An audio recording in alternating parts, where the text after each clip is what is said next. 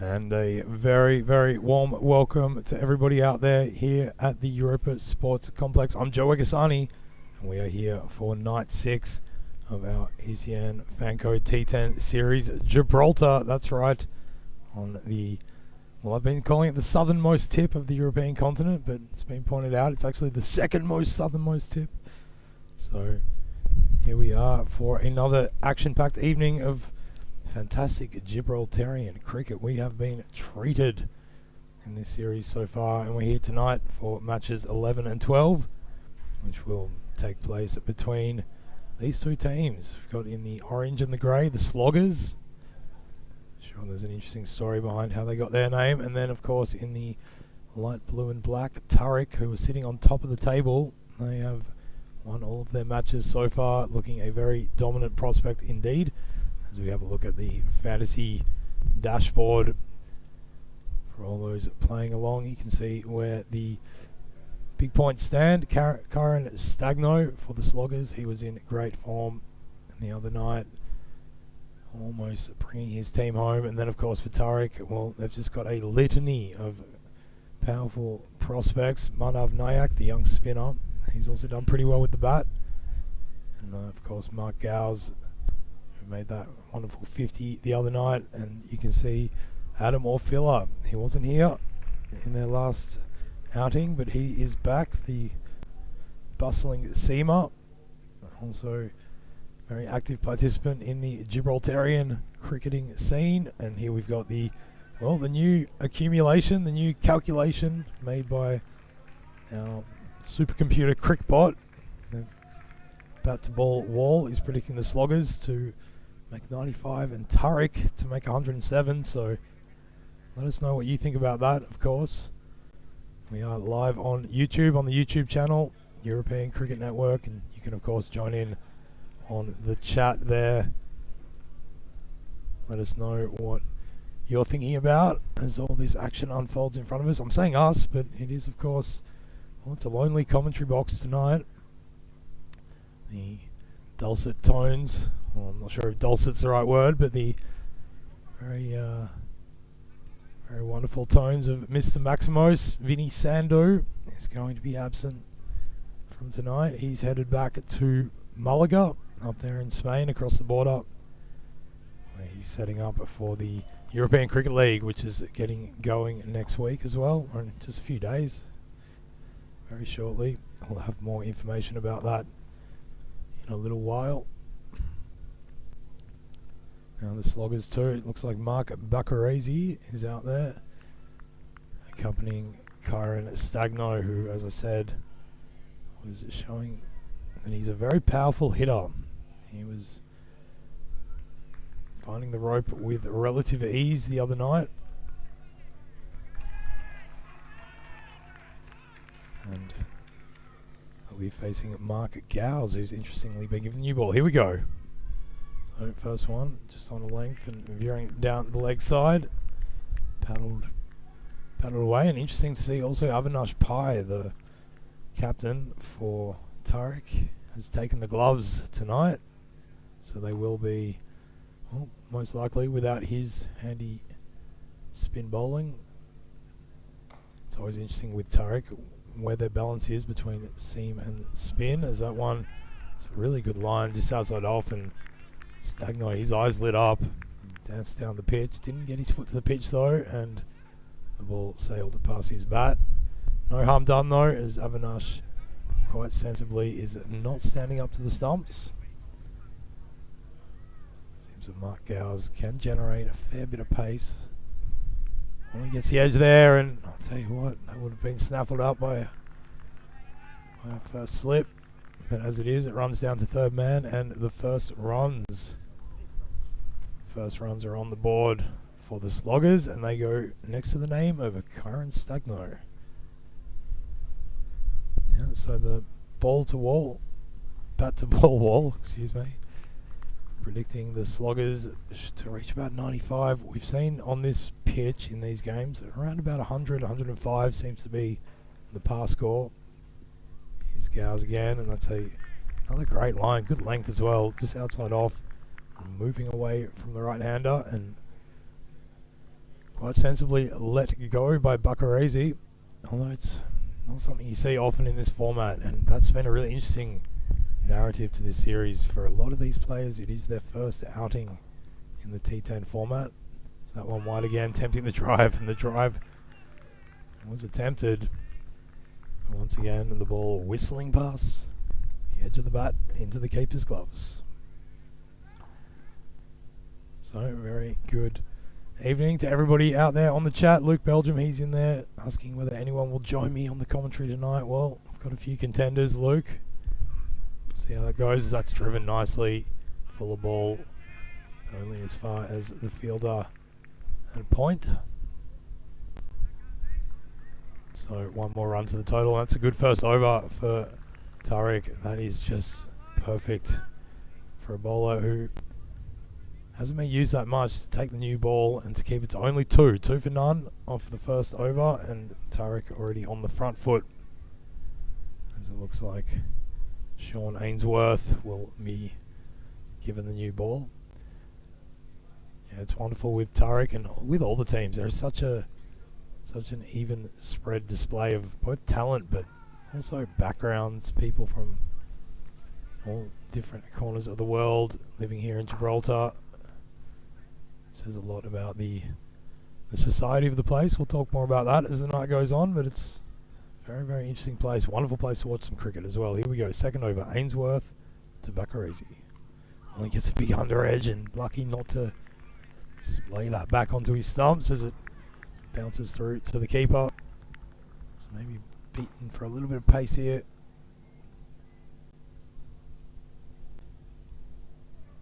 Just not playing quite as straight a shot as he might have liked on that occasion at Bacarese. And this one, well, he lifts that up over cover, and that is going at one bounce over the rope. 4 runs, first boundary of tonight. And honours go to Bacarese in that. It was just wide and full and stepped across and opened up his shoulders. Playing a wonderful shot, especially in the power play overs, the first 3 overs. For anyone joining us for the first time, of course, in this format, the first 3 overs of the power play overs, leaving the fielding side restricted to only 2 fielders outside the ring. Here comes Ainsworth, and that one's pulled away. Well, it was angled into the stumps and almost a catching chance by Gowes, but as it is, he sees it sail past his left hand, bounce once on the deck, and then transcend the rope for 4 more runs. So a much better over for the Sloggers here, who are trying to live up to their name. Yeah, not quite sure what the discussion was when coming up with the club name. It's a pretty well established club, been around for a few years, very tight knit unit. So that one flying on the toes and just dug out and trickles away to the onside, and they run through for a quick one. So much better run rate in this over. Just remind you, the Sloggers won the toss and decided to bat. So we've seen that a fair bit in this series so far. The first match is very often, well, it's in the daylight until around about the final 20 minutes. And this one, he dances down the pitch to a full ball, making it even full, making it full toss, in fact, and he has hit that all the way back up to the Rock of Gibraltar. That has gone to live with the Burberry Monkeys up there.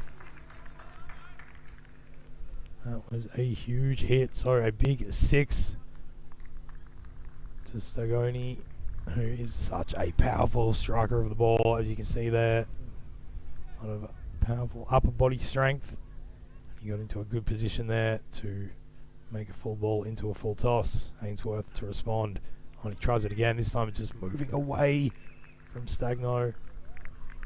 And just change that line, and that's the end of the second over. So 17 for the loss of no wickets. The Sloggers in their first expedition against Tariq 11. Yeah, we'll certainly see if we can get some of the participants of this cricketing community to come on the radio with me, come on the commentary. as the tournament continues to progress. We're just about halfway through now after this match. That'll be the halfway mark. And that's a nod to Vinny Sandu, who had to correct my calculations yesterday. I was a day ahead of myself. And it's going to be Gowes to bowl out his spell. I think that's a good move considering he was so economical in the first. On this one, well, he just gets it a little bit too straight and played fairly nicely off his pads by Bakarese, but only as far as the man who's fielding is. It's not a fine leg, it's kind of a 45-degree fielder on the leg side. In on the circle, the point is out on the rope, and so too is long on. Scowls comes in, and this one again just maybe not quite the line he would have wanted. It was a good ball though. Really spat up at Stagno. It was more than up to the task of knocking it down on the onside and taking another one.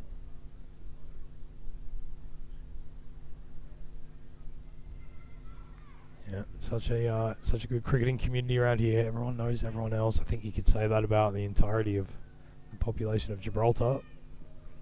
So that one is pulled away with authority. Fantastic shot. Well, it's a good thing all the Tariq fielders are out there because that one was hit right into where they were sitting, where their shed is. Beautiful striking by Stagno. Just dropping it slightly short of a length. He is able to get under it and dispatch it with ease. Yeah, looking in very impressive form, Stagno at the moment. This one just going too far down leg. They're asking the question. They think they've heard a sound. So does the umpire. He's given him. Well, there you go. I'm not sure if that was the plan, but certainly attacking those stumps and just trying to nestle it around his pads for another single. He just managed to get a little flick on it, or so thought the umpire, and he's the only one that matters. And Stagno, well, he goes. So a good response there by Tariq. We haven't seen them really falter too much in their way they've gone about things in this series so far, as Christian Navas comes out to the crease. Yeah, it's not long that Tariq are under pressure. They can usually find the release valve. And found it in the form of Mark Gowes, who's been specialising more with the bat in this series, but proving very handy with that very economical over first up, and now taking a wicket in his second. And Bakarese just informing Navas of what the ball is doing. It does seem to be moving away from the right-hander more tonight. That breeze is coming from the west again. We've seen it switch around all throughout this series. So Navas on strike now, deep point and third man. So he plays across the line to a ball that was angling in at the stumps. Luckily he got enough onto it to prevent them from clattering to the ground. So it'll be really interesting now how they go about this. And that wasn't Stagno who went, excuse me, that was Bakarese. So Stagno's still out there, which is most precipitous for the Sloggers, as this one is lifted up to deep point. He collects it on the bounce. I'll be happy about that. And that is the end of the third over. So we can see there the urban development chart, just the 2 runs off the very first over. The next one, well, Stagno really got going, accumulating a 15, and then that wicket in the third really meaning they have to start recalculating things. After 3 overs, 26 for 1 are the Sloggers. Yeah, not all of them have quite shown how they measure up to that name. And Tariq, of course, it's also an interesting cricketing name, especially for this place. Tariq, a famous historical figure for Gibraltar. A Moorish conqueror who came here in the 8th century. lends his name to the term Gibraltar. Here comes Ainsworth. Oh, that's on the stumps, and luckily he gets an inside edge onto the pad and doesn't deflect to the stumps, and there could have been a run out as well, but Ainsworth, well, he settled himself. He didn't seem to really throw it with too much conviction, and fortunately for Navas, he was able to get to the other end in time. Well, not in time, but he was able to get there without losing his wicket.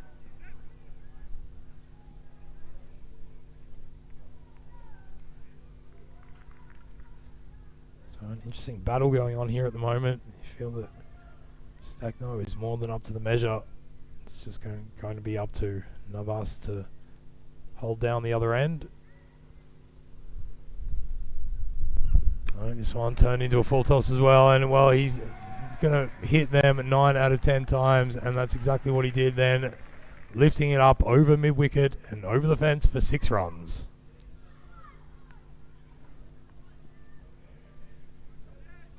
They're going to have to come up with a different plan to Stagno. And it's always interesting with Tariq. They do have these 3 really good spinners, but one of them, Avinash Pai, the captain, he's got the gloves.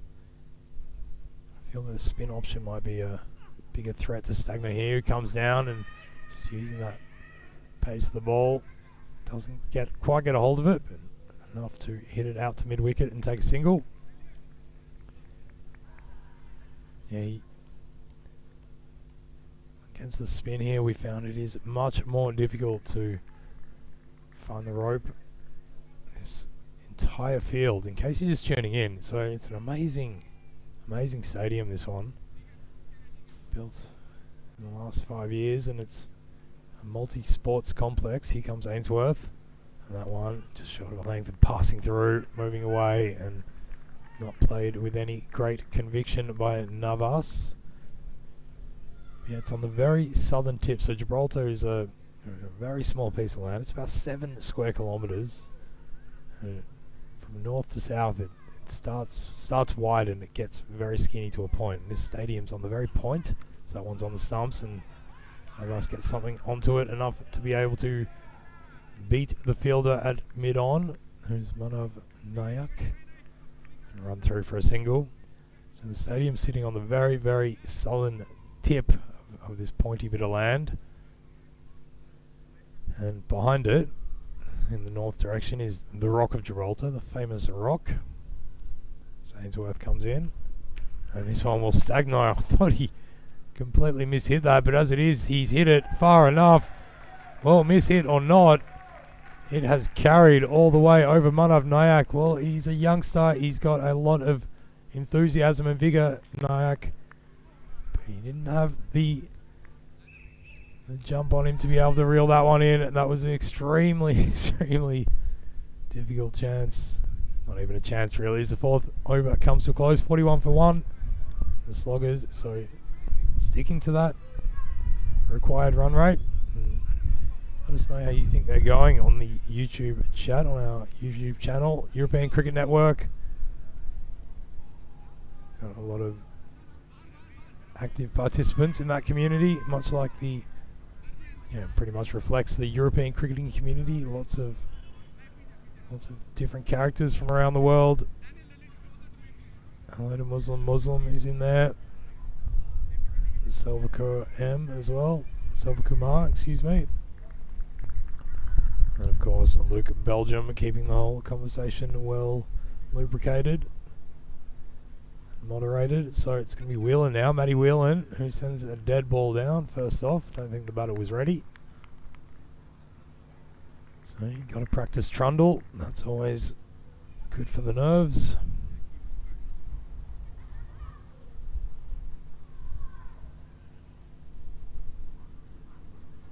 In comes Whelan now, and this one's going to be a wide, I feel. Oh, umpire had a look, but did start outside off and turned away, but felt that it was within the terms of limitation, those blue lines. Oh, that's definitely going to be a wide. So just not quite getting his line right yet, but we saw this the other night with Matty Whelan.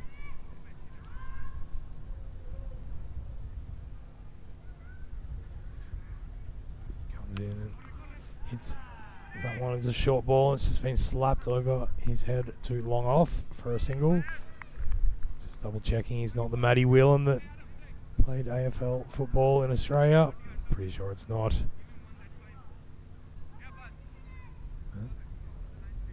It's yeah, really reflective. You've got such a different range of characters and names and people of different backgrounds in these teams, all coming together now in their love of European cricket. As that one sails past the swinging bat of Karen Stagno.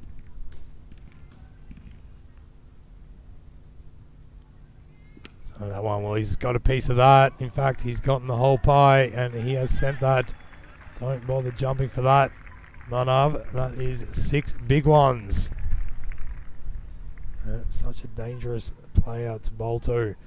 I think it was the right option to try to make him face spin. He has proved at times he can be troubled by that lack of pace. The ball certainly has turned on this pitch. And this time he just punches it down the ground and sets off for one more. So he's moved to 28 now off 12.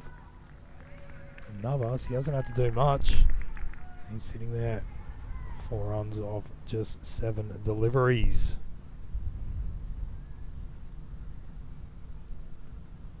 Not short, and he's not quite got a hold of it. But they are definitely able to just tick it all over at the moment. And with that run rate, it's just sitting above 10. Well, they're certainly trying to beat the bat versus ball wall, which predicted them putting on 95 runs as the 5th over. Halfway mark comes to a close. 51 for 1 are the sloggers. It'll be interesting to see who does come in next, if indeed there is a another wicket that falls. Really like the look of Luke Collado the other day, and we know that Julian Freoni is also pretty handy with the willow as Orfila comes on, and this is a good move. He's always liable to take a wicket. Orfila puts it on the stumps. That big cross-batted slog. Well, I'll tell you what, it's working for Navas so far. It's not picking up boundaries, but he is rotating the strike. I think at this stage they've got so many wickets in hand, just not letting any dot balls occur. Be the objective. Here comes Orfila and he goes for the ramp shot, but just a slower, fuller ball. To wait on it, and did pretty well, Stagno, in the end, to adjust and just tickle it behind his pads for one more.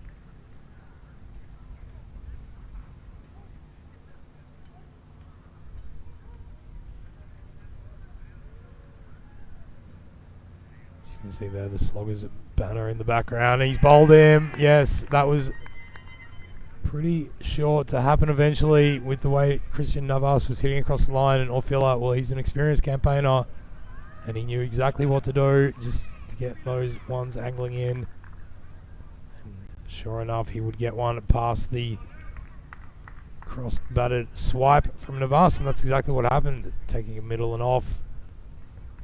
And Orfila, yeah, you can basically always chalk down that he will get a wicket because he has just proved time and again in this series that he's a wily bowler. He's very consistent, doesn't bowl too many wides. There's Luke Collado, as I was talking about, is coming out to the crease. Yeah, there's some really great names here that reflect the diversity of Gibraltar. It's very, very Spanish and British, and also very Italian, and I think about 20% of Gibraltarians have Italian surnames because of the Genoese trade that used to take place here.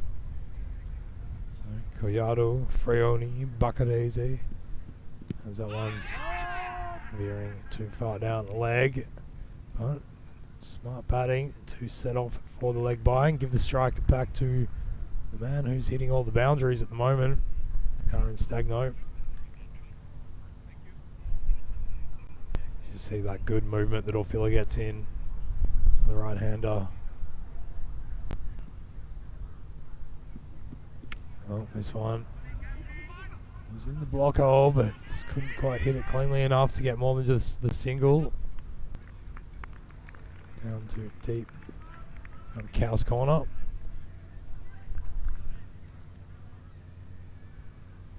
Yeah, we've got players like Ryan Gonzalez and Jonathan Gracia. It really speaks volumes of how imbibed Gibraltarian community is with cricket. It's a slower ball, and just want to put a bit of a cut on that as well.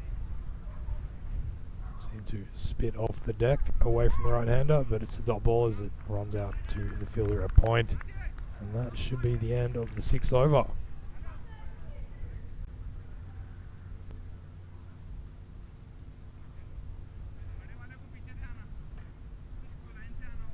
It certainly is, and it's going to be this man, Manav Nayak. Well, this is exciting. He has been such a good participant so far. 55 for 2 it is after 6 overs.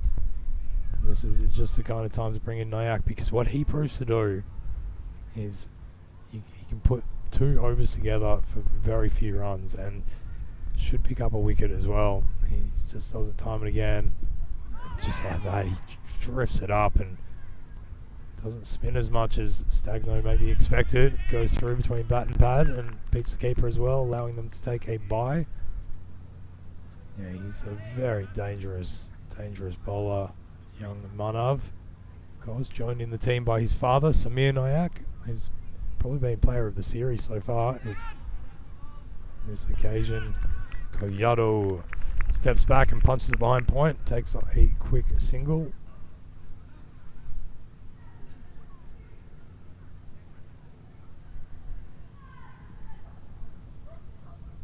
So let's see what Nayak's got now.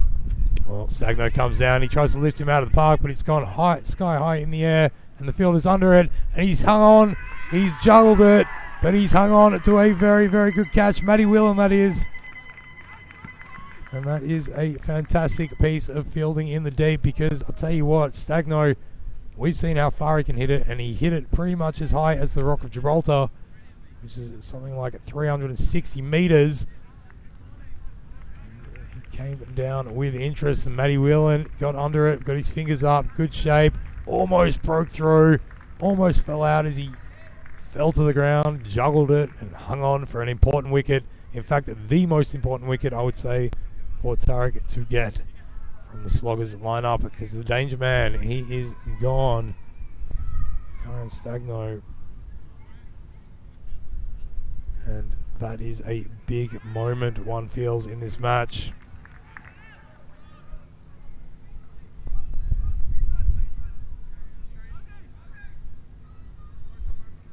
And it's going to be Lee Graham now, who's come out to face a strike, and straight away he predicts the shorter one and tries to pull it away, but to no avail. Has a big laugh though, and I've got to say, Lee Graham, whenever you see him, he's got a big smile on his face. He loves the action. Here comes one up now, and Lee Graham swiped at that, and he's hit that straight in the air, and it's come straight down into the keeper's gloves. Well, that did not go 1 metre either way. That went straight up, straight down, and Avinash Pai, well, he took that very soundly, taking the gloves behind the stumps for the first time in this series. Did not have to move. So Lee Graham, well, he's still smiling, Lee Graham. Having a big laugh about it, because he's just happy to be out there, as all these players are. Worked by Pai. And there you go. Manav Nayak comes in, instantly has the double impact. And that is what you can expect from this young prodigy. He's super talented. Very eager young cricketer, and always yielding results. As Matty Hunter now comes out to face the music, the Manav music.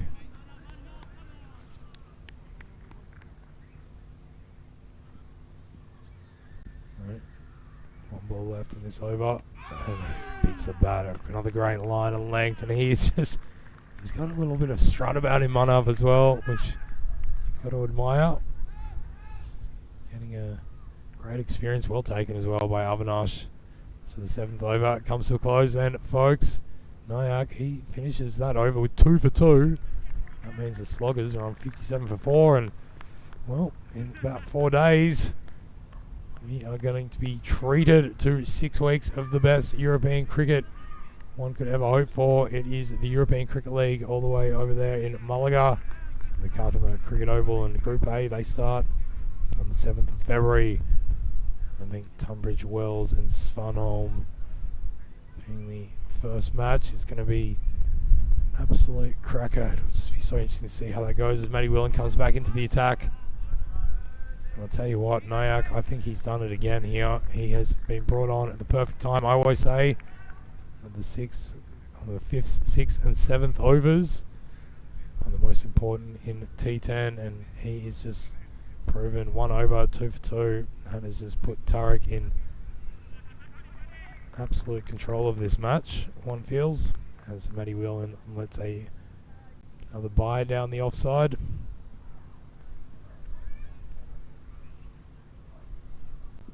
Well, this time Matty Hunter didn't really know what to do with that. It was a good length. Didn't know, he couldn't quite go forward to it, but he tried to go back and the ball just whistled past his bat, unfortunately for him, and not into the stumps.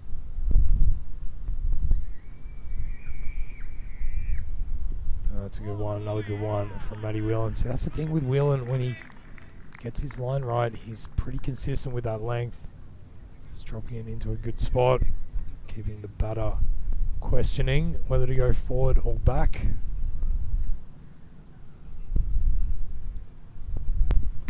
And once again, this one played off the back foot, but not with any great authority or conviction, but enough to scramble through for a quick single as the fielder in cover comes in and does his work. So it's Cojado on strike now, and I think he might have to be the man for the Sloggers to do as such. He'll get a chance to face that one again because that was another wide. Just smiles all around. It's just fantastic to see. Cannot emphasize the unity of spirit and love of cricket that is emanating around this place. That one's pulled off a length down to deep mid wicket.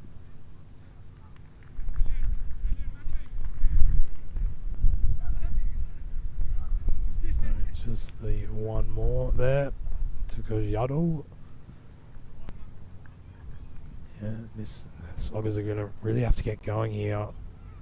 And that's probably a pullable ball, but just beaten by the lack of pace, and that means the 8th over has come to a close on a dot. It is 62 for 4, and the Sloggers are going to have to get slogging. We know that Tariq, they absolutely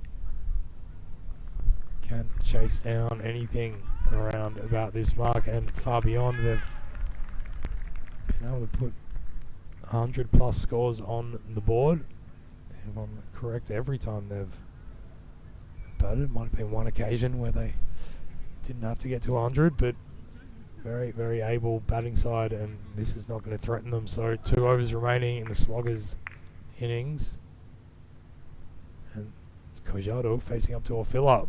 Oh, and Orfila almost gets another wicket with a full toss. He's looking for the Yorker. Probably let it go just a tad too early, but a big cross-batted swipe by Cojado yielded nothing, almost knocked it onto his stumps. And Avinash Pai just throwing his hands up in the air in desperation. So Philip puts that one down leg side. This got a big top edge. Avinash Pai's got this. Well, the life of Pai is pretty good behind the stumps. He has taken 2 of the easiest catches a stand-in keeper could hope for.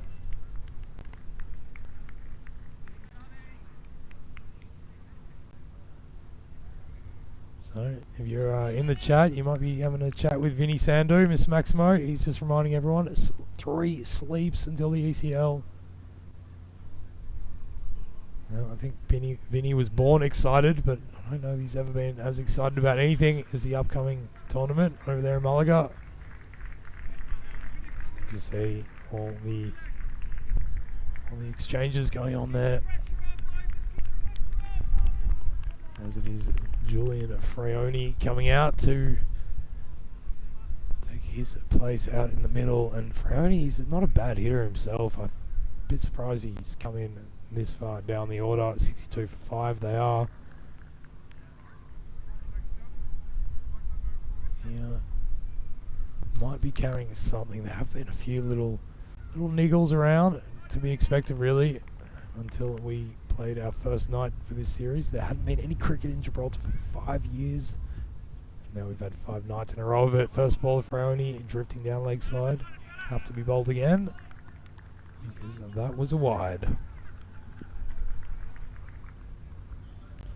Yeah, Vinny reckons he was so excited when he came out. He asked the doctor to cut his own call. Probably did a very good job of that, Vinny. I think they found the edge. It was outside off. He just waved the wand at it. Just a weak and wispy waft of the willow. Probably lucky not to get an edge there. Once again, Orfila, he's just so consistent. 2 for 5 already. And this one, well, that's some good hitting from Freoni, and that's what he can do. That's why he probably should have come into the middle a little bit earlier, because he has just come down the pitch, read that length beautifully, waited on it, and it swung through the line for a big 6. Yeah, well, Gambler in the chat saying the sloggers can't slog.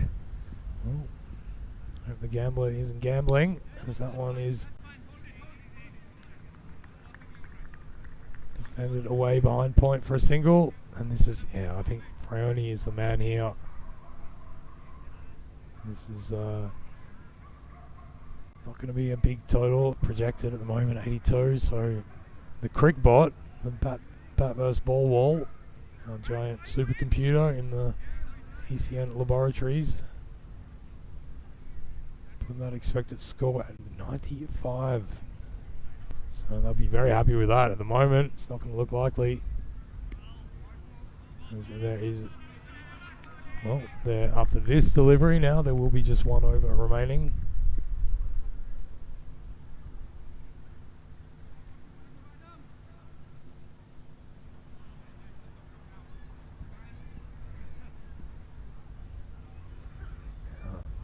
Hunter facing up to Orfila, and this one's short and it was pullable, but Orfila just not able to read that bounce. It did stay a bit low, but once again it will be called a wide. As we know, anything down the leg side past the leg stump is a wide in ECN, and every other limited overs format, of course. Orfila just having a good hard think about what he's got to do here. I reckon just one full on the stumps, but he goes wide outside off, and they got an edge. Well, that's why he's bowling, and I'm talking about it, because he has picked up another wicket. Adam Orfila with 3 for 14 of his 2 overs, and another one falls for the sloggers. It's Matty Hunter gone for 1, and after 9 there's 72 for 6. Yeah, you see the big deviation there, so not a difficult one at all. And really well taken by Avinash Pai. 72 for 6 after 9. And that leaves Ryan Gonzalez to come out to the crease. I'll tell you what, Freoni, he should be on strike, yeah, because that was the end of the over, and he's just going to have to go big here every single ball, and he'll be having to do it against the other major striker for Tariq, Manav Nayak.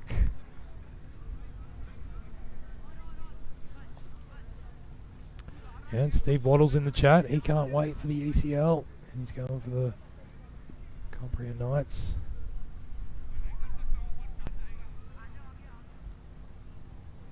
Playing with the Cumbria Knights, more likely.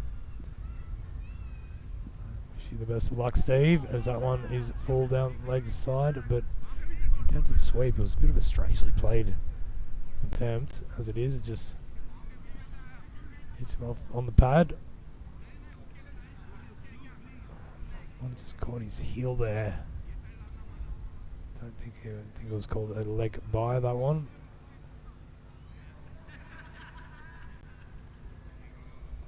Yeah, and played rather sensitively. Just tapped away down to point for another single. So Gonzalez doing his job. Got to get Fraioni onto strike. Fraioni.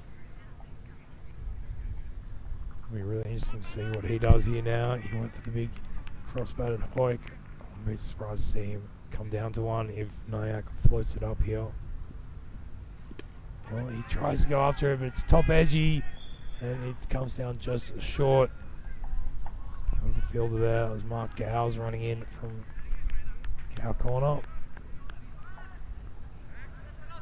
Yeah, Orfila, so well pointed out by Luke Belgium in the chat. 7 wickets Orfila has in this tournament.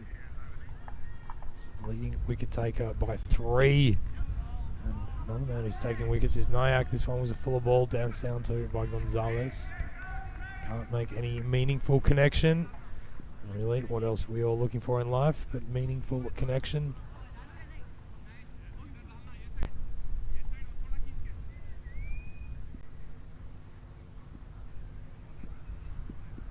This time just played off the back foot, glanced down behind point. It was a shorter ball down leg, but maybe a bit mindful of the spin of Nyack. He can spin it both ways. He usually bowls leggies, but as that one was, but it can occasionally just throw in an off spinner. So 1 ball left now. Can't do much more than that.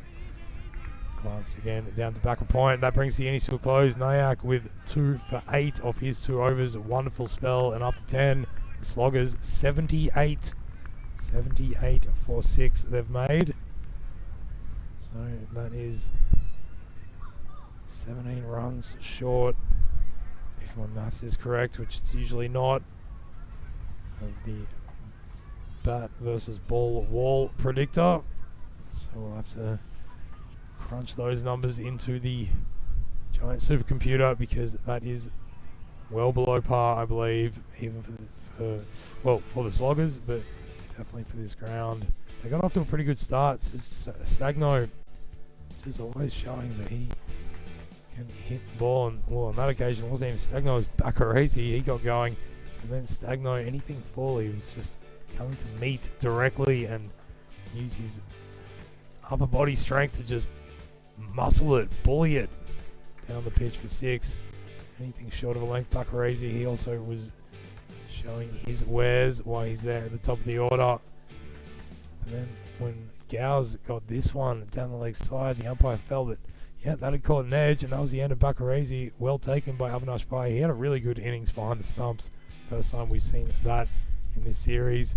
So good for them to know they've got that option. Stagno, well, he would not let up, and easily the most dangerous of the sloggers or batters, as he's just got that excellent reach as well. Got very long arms. He's just able to get enough on that to take it over the head of Manav Nayak, not on one occasion, but on several.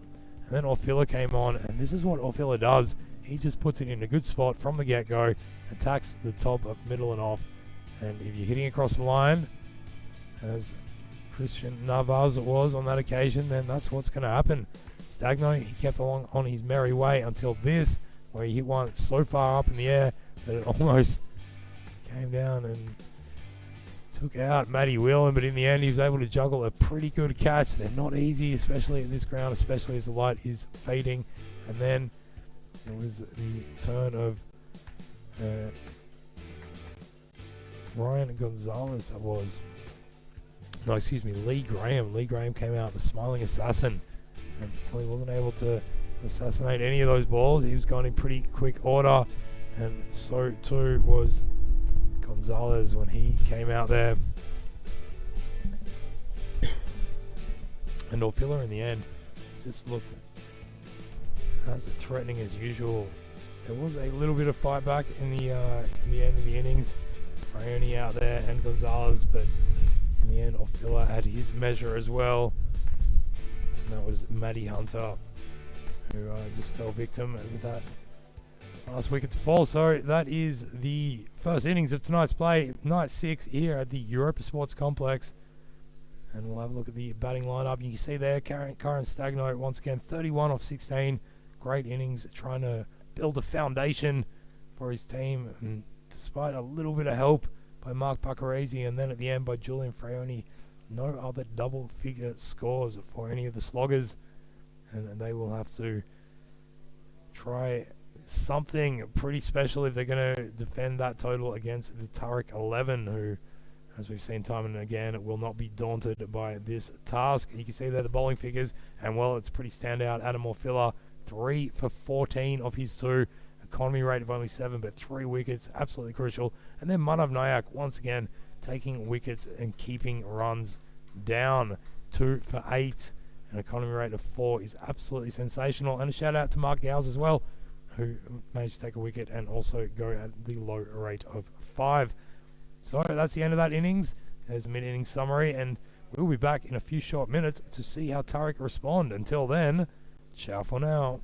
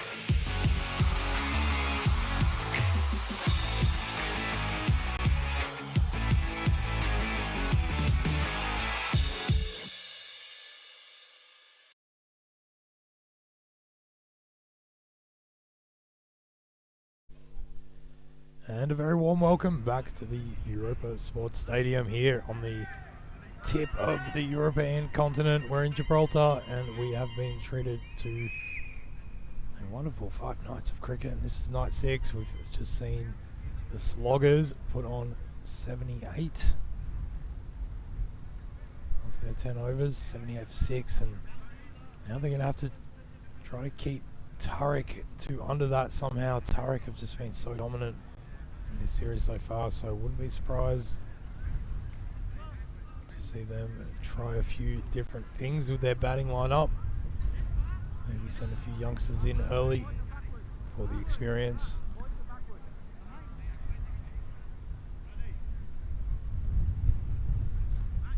And it's going to be Avinash Pai, so he was with the gloves and with the bat. As yet in this series, he's yet to fire. I'd like to see him. It's a good move coming out to open the batting. He has an opportunity here to just see himself through an innings. He'll be joined by Mark Gowes. Mark Gowes has been pretty good. He's made 83 runs in the series of his 3 appearances. He top scored the other night with 55 not out. Showing some powerful hitting all over the ground, really. Square of the wicket, both sides. Also plays a pretty mean straight drive. So he's at the non-striker's end, and it's Avinash Pai. He'll be facing up to Matty Hunter. He's been pretty good with the ball. Let's see how they go. Oh, the first one, it's full outside leg, and it just chips up. It's almost leading edge to mid wicket.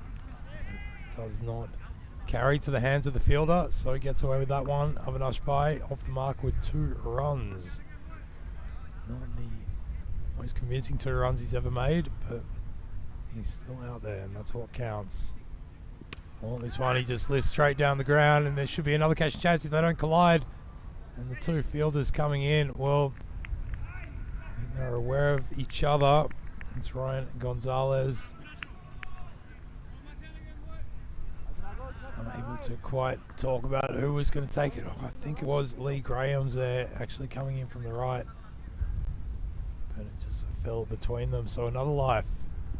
Another 2 runs. And this time he hits it straight to the fielder behind square on the leg side, and it's dropped. So Avinash Pai has had 3 chances in the first 3 balls of this innings. And somehow he survived each and every one of them. So that was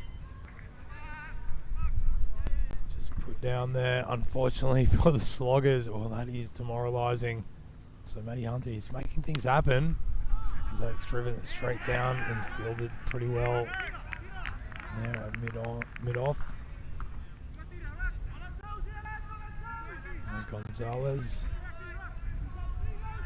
So a bit of a sketchy start. Well, they've got 6 runs on the board and no wickets down as yet. And this time from Hunter, well, that's played beautifully off the pads. But once again, some pretty tidy fielding. Karen Stagno this time. Big hitter for the Sloggers. He is roaming in the square leg region. Now Gowes, well, he's only faced 1 ball. I mean, watching it all happening from the other end. Well, they don't need to do anything too crazy here, Tariq. Only about 8 runs and over needed, and he's been bowled. Well, there you go. I've been giving him a rap, but Gowes has played all around at that one. A good one from Matty Hunter. That has just got straight through the gate. It's walked up the garden path, and it has knocked down the stumps. Yeah, just not the right footwork. Batting really far outside his crease, so just the ball that might have been a little bit short. It's just turned into a really good length and goes through and rattles his castle. So the first wicket falls, and that is a big one for the Sloggers. Mark Gowes is walking him back to the shed. And yeah, this is not a surprise, I've got to say. Manav Nayak, he is coming out at number 3. He's been pretty good as well with the bat. Not putting together any huge scores, but showing that he's definitely at the level. And he gets the chance now to come out and spend some time in the middle with his captain as that first over comes to a close. 7 for 1. Tarek, they're chasing 79. And it's going to be Amit Malhotra coming on. So turning to the spin option in the second over. Now, the thing we've seen with spinners, if they can just keep their line right, it's not that easy to get them away here. Well, that line's wrong, and so is that length, and that is a no ball. So, Amit Malhotra is going to have to bowl that one again, and unfortunately for him, it's going to be a free hit. It's pretty good work by Luke Cajado not to eat that one. So this is a free hit, and he's come down the pitch, turned a full ball into an even full ball, and deposited it over the cow corner, over the mid-wicket region, more like it, and that is the best way to make use of a free hit. Avinash Pai, not a worry in the world, as he came down to meet that one and just swung right through it and gets the maximum value. So Malhotra got a few things to think about here. And that one's been pulled away as well, and that might find the rope. It's pretty tidy fielding. So it's, excuse me there, it is not Malhotra, of course. It is Mark Bakarazi who's bowling. Getting my info mixed up, as is the way of things occasionally here. So Bakarazi, my apologies to Malhotra, who doesn't want any of this over recorded next to his name.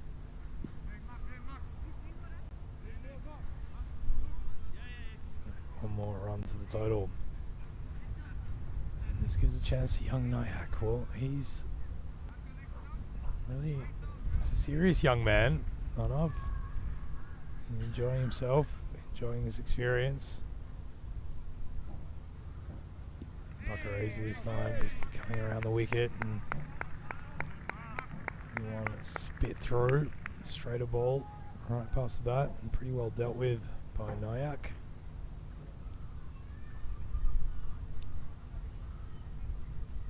On this one, it's a good shout. Oh, yeah. He's coming around the wicket, hit him in line. My only question was whether it was going past the stumps, but hit him so full on the pad, and that's unfortunate for Manav. Well, that's cricket. This one just, yeah, hit him right in front, and really difficult not to give that, even though he's coming at that angle. The umpire adjudicated that to have been going on to hit the stumps, so that's the end of Nayak, and the second wicket falls, 17 for 2. Tarek, and yeah, this is posing some questions for them now, and this is the man that I was suggesting had been bowling for the opposing side. This is Malhotra coming on now.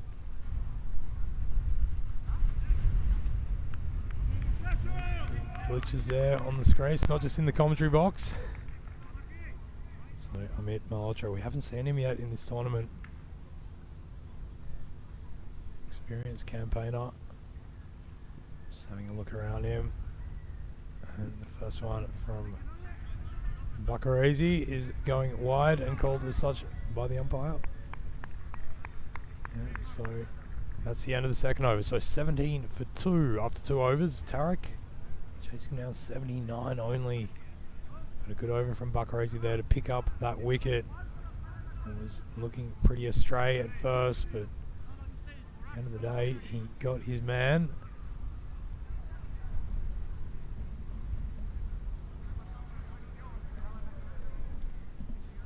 And now it's going to be Ryan Gonzalez to come on and bowl his first over.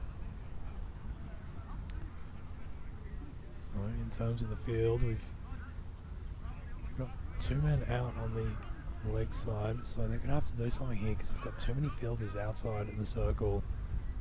Yeah, so that mid wicket is coming in. Square legs also coming in.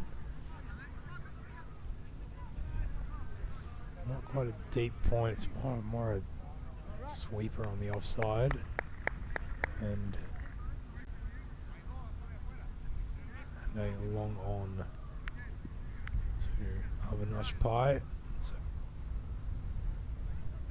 Ryan Gonzalez now. Everything's set. Well, he gets that one completely wrong, and that'll be a no ball because it did not land on the pitch.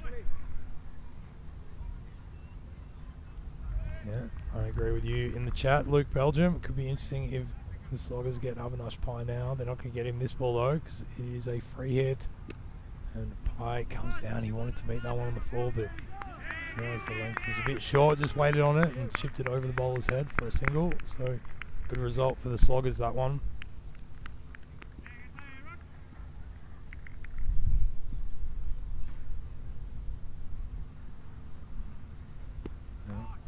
Better line, but still not great as it's full outside the leg and being swept away by Malhotra. And he picks up his first runs with the boundary.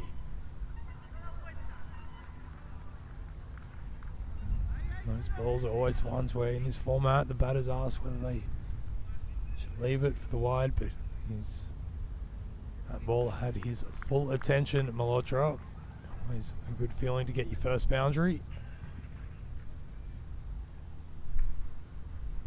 This one looping up and just played defensively. They're asking the question. Umpire. I don't know whether that one was going down leg. Maybe just adjudicated to be bouncing. Oh yeah, definitely going down leg. So it's a better line, but still too full, and Malhotra just paddles it away on the onside.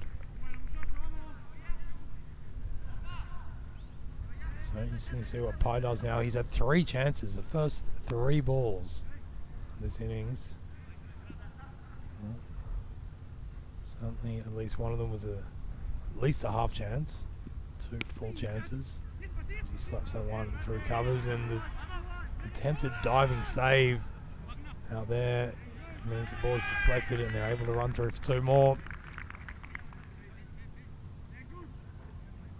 So that'll be hello to Prakash Mishra in the chat as well. He's saying Pai is a good batsman, and absolutely agree with you. We'd love to see him fire. Just yet to do so in this series with the bat, and he'll get a chance to face that one again because that's another wide from Gonzalez. So they don't have to do anything crazy here, Tariq. As he comes down and chips that one up to cover, and it is dropped. It is dropped. And that is the 4th chance. And I'll tell you what, Avinash Pai is looking up at the heavens. And I think he's saying thank you, because he has survived 4 times now. As we have a look at the urban development chart, you can see that Tariq, well, they started with some little mud hut. They've gotten some pretty good investment to start building as the 3rd over comes to an end. 28 for 2, chasing 79. So well on target here, even with those 2 wickets gone. It's not going to take anything too drastic for them to chase this down as the power play comes to a close. So 3 more fielders allowed outside the ring. We've got long on, long off, deep mid wicket, deep square leg. And it looks like that sweeper on the offside is going back out. Yeah, 4 catches off Pai have gone begging.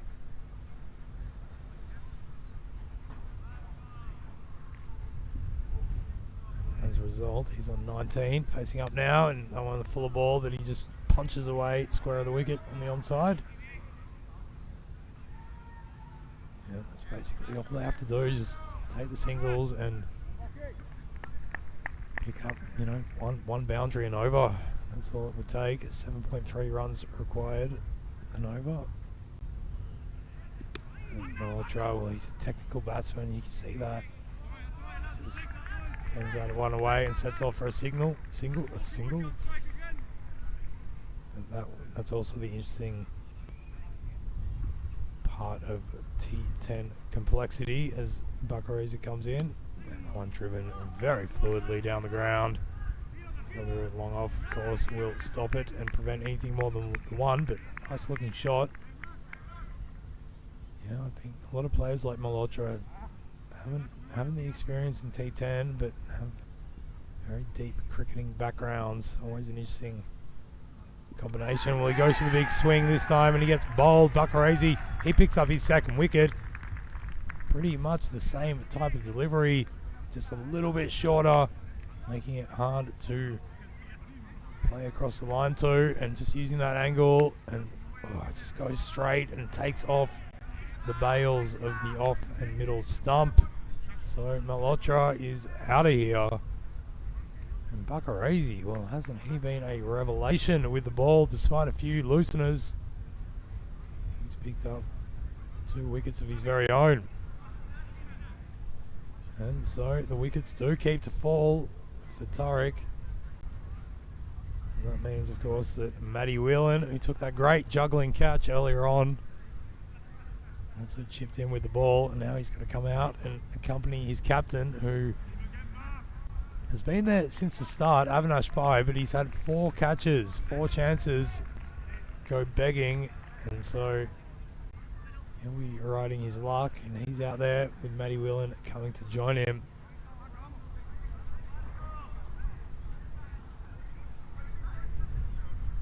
Facing this spin of Buckareza, he's got 2 balls left. Puts it in the same spot and it's duck out, played away off the inside of the bat to behind square leg on the leg side. And he gets off the mark with a single.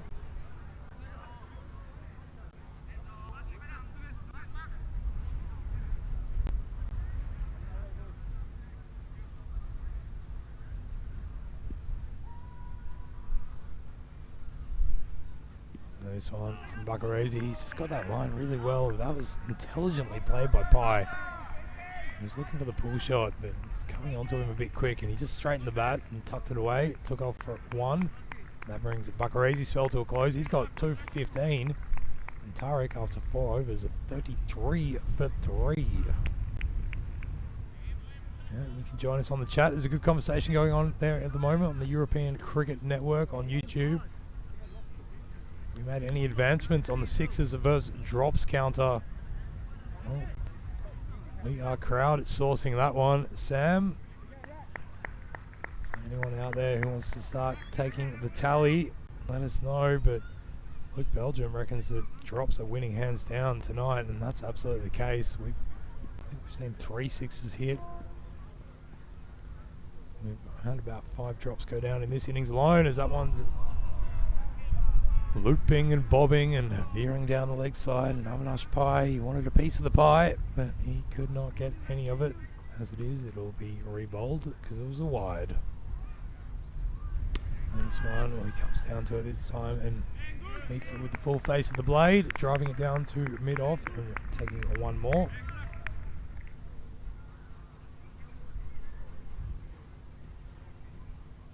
Gonzalez, he really wants to tighten up from his first over.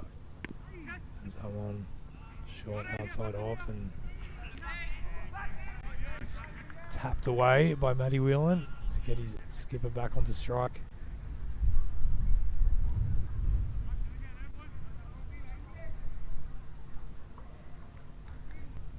Yeah, there seems to be a bit of tension now in the ground. Tariq, I think, that one takes a good spin. Well, you can take that, Gonzalez. He's certainly moving the ball off the deck. As that one's cut away to the grimacing fielder at cover. Well, another toss. He meets fully and drives, trying to find that gap between long off and deep cover. And they managed to come back for 2.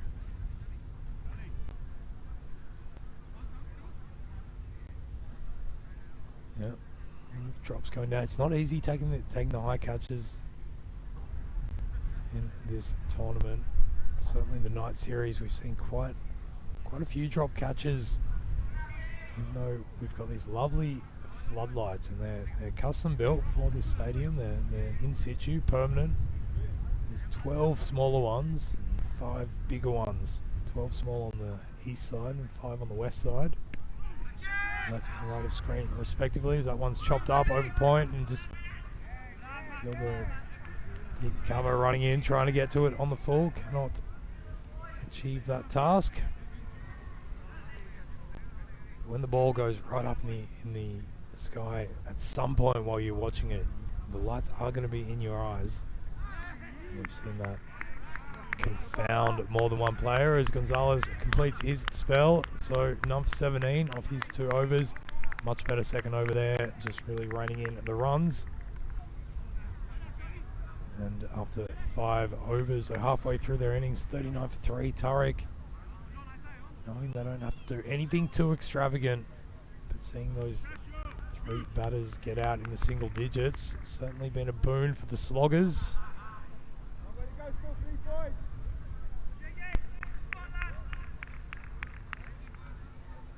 As now it looks like it's going to be Jonathan Gracia. Another one of those names that embodies the Anglo-Iberian nature of this part of the world. Jonathan Gracia, in he comes. So 40 runs needed of 30 balls, very attainable.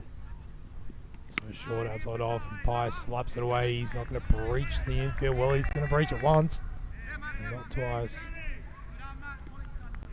As Matty Hunter mops it up and has it back in, keeping them to just the one more.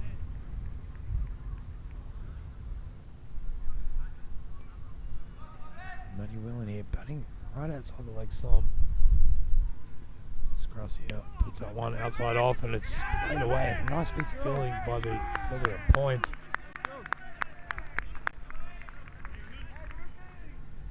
That was Julian Freoni out there. Got down low very quickly, put his full body on the line to prevent any run. Of course, if you want any information on any of the statistics of our cricketing series, go to our website, europeancricket.com. Here's Gracia. And that one is a good ball, and Matty Whelan just dabs it down. They set off a quick single at Gracia. Well, he did pretty well to get to it, turn around, try to knock the stumps down at the non-striker's end. He ended up hitting Matty Whelan, which is not the first time we've seen that in this tournament.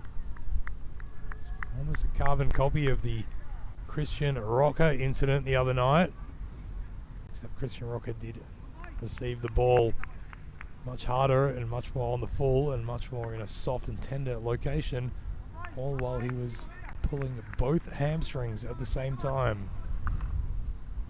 So Matty Whelan gets out of that situation in much better shape. Big hello to Christian Rocker out there, who's unfortunately doing 12th man duties with split hamstrings, as that one's pulled away behind square. 4-4, that's a good shot. Found the gap well and fielder out deep behind square, cannot get to it. Stagno. So they are quietly going about their business now, and this has been a good little partnership. Nothing too extravagant.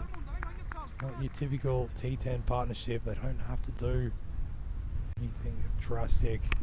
And he's gone chasing that one. Would have been a wide, but as it is, it'll be 1 run to Avinash Pye.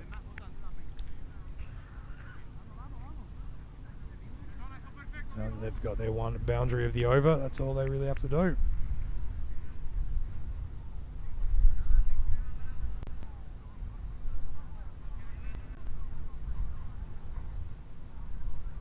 Yeah, it's certainly a quiet on the field. They know this game is still on. It's not a done deal as Matty Whelan gets top edge, and it's not going to carry though to the fielder. Stagno running in from the deep behind square. That means the 6 over has come to a close. 47 for 3. Gracia going for 8 off that. His first over. You can see there, well, Bakarese, he's been the revelation. 2 wickets, 15. And you can expect Matty Hunter will bowl another one. Having also taken a wicket. And then we might also see Gary turn a bone. He did roll his arm over earlier. Let's have a look at who we've got here. I think it is Gary Turnabone actually coming on.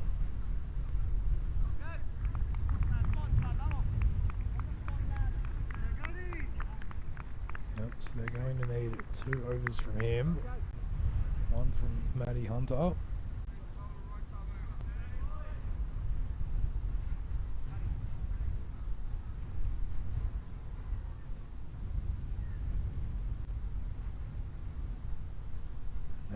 Comes, so that one flown and driven, running as far as the man at cover. Extra ball, it's more of a very short hit off. So that one's short and pullable, and it's jumped up on him, it's hit him in the head, and he's been called through by his captain. He's running hard, and it was a fantastic piece of work by Luke Collado. Well, he collects it, takes his glove off, hurls it at the non-striker's end, and it takes the bails well before Matty Whelan could make his ground. So he's run out for 4, and that is the 4th wicket to fall. Tariq still not home yet. Well into the middle order.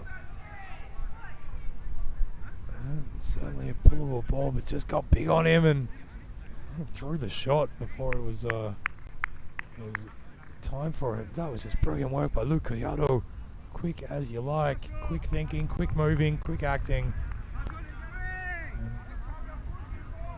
this has been a great over for the Sloggers. Turnabone, he's bowled 2 dot balls and they've picked up a wicket. And as we know in this format, dot balls, especially at this time of the game, they are almost as good as wickets. As Sukhjit Singh comes out now to join Avinash Pai, who is still out there, still having given 4 chances himself. And he's still holding this ship together against a ferocious Slogger attack. Gary Turnabone into Ollie's 3rd ball. Short, pulled away. Not hard enough to breach the gap, and there's going to be another run out. Yes, there he is. Well, confusion between Singh and Pai, and that was a great return throw, collected out there in the mid-on region and hurled back at the keeper's end, and the bails were whipped off in a flash, and that is a big moment, because I'll tell you what, the Sloggers, they are not out of this. Not out of this by any stretch. You can see Singh, he was ready for the second. Pai was watching, he was caught ball watching, to be fair. And just the lack of communication between the Tariq batters leaves Singh trudging back to the shed. I'll tell you what, this could go any which way, but if there's one man, I reckon if there's one man Avinash Pai would pick, and he'd want coming out to join him now in this situation, it is this man, Adam Orfiller. He's done the job with the ball, picked up 3 wickets. And now he is coming out to just anchor down an end. Avinash Pai, he can certainly hit the runs. Just having a look at what is in front of him. We've got 5 on the offside. On the onside, there's a deep backward square leg, sort of deep mid wicket, and a mid on left-hander, and then deep point. So Turnabone now gets one straight too far down the leg side. Umpire hasn't called it yet, but there he goes, giving the signal. This is how much I love cricket, he says.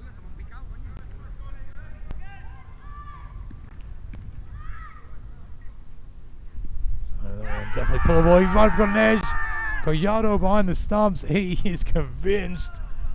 He's convinced. I heard something. I'm telling you, I heard something. But the umpire remains unmoved. So Orfila, he's trying to be a little bit too cute there, I think. It just needs to get the bat straight to it, and he manages to get a bit of under edge. Fantastic work by Luke Collado. Well, he is on fire at the moment. I'll tell you what, he has leapt across to the leg side and managed to prevent certain runs as that caught the under edge of Orfila's bat and would have trickled down to the boundary, but for the quick thinking and quick reacting work of Luke Collado. Yeah, Gary Turner, he is Gary Turner bone. Gets one on the stumps finally. It's driven uppishly, but not going to carry all the way to the fielder. And Graham out there with his big smile on his dial. And he has thrown it a mile as Turner Bones first overcomes to close number 4 and up to 7. Turek 51 for the loss of 5, and that is the damaging part for them. They don't have that many runs to get. 28 off 18. It is eminently doable. But with only 5 wickets in the shed, I'll tell you what, well, it's certainly setting up for a thrilling finish and setting up for the next fixture between these two. You can have a look at the fantasy dashboard calculations and points ranking there. See Karen Stagno doing his cause no disservice with his previous innings, top scoring for his side. And you can have a look at the, well, I'll tell you what, the bat versus ball wall, how Crick bought. Had a look at that slogger's innings and decided to dock him 5 potential runs. Expect a score of 90 in the next slot. Crick bot. Now bat versus ball wall. And here comes Jonathan Ingracia to complete his spell.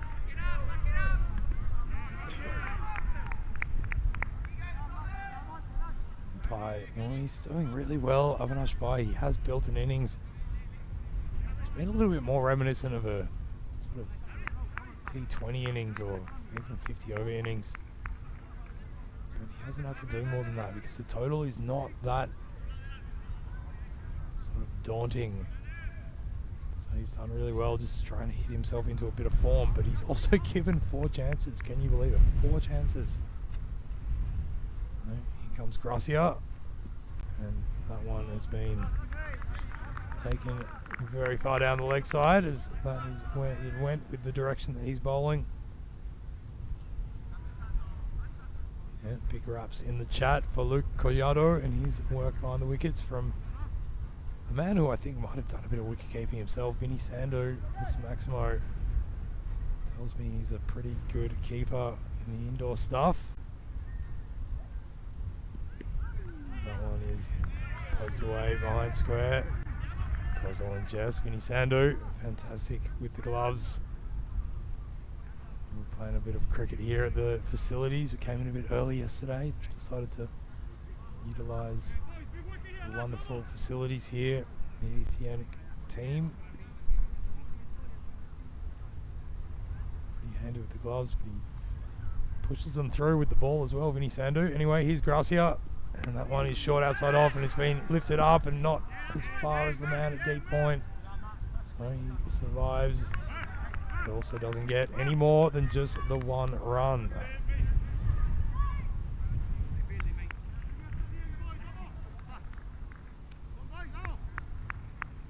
So we'll feel like he's managed to survive. He hasn't looked too threatening as far as the runs go, but he doesn't have to be. He just has to stay in. He drives that one along the carpet on the onside and sets off for 1.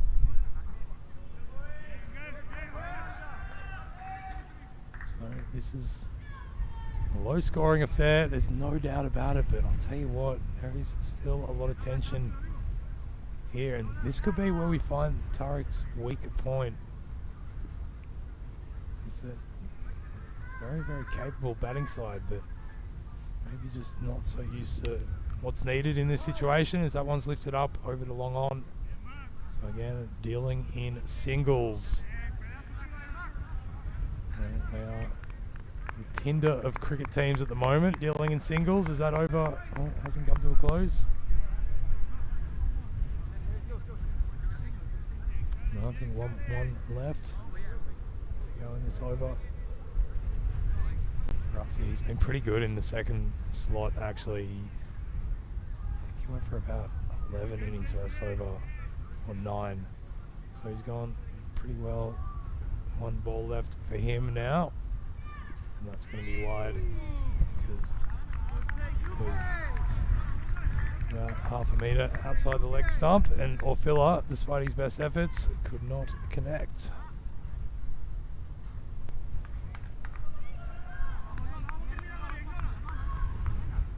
So a bit of cheer. Well, it looks like the evening crowd's coming in now. There was no one in the stadium when this game started, but getting spectators. And Orfila, well, I think he got caught in 3 or 4 minds there.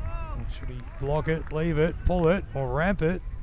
In the end, he does nothing, and the over comes to a close. Gracia finishes with figures of none for 15, and Turek after 8, and 58 for 5.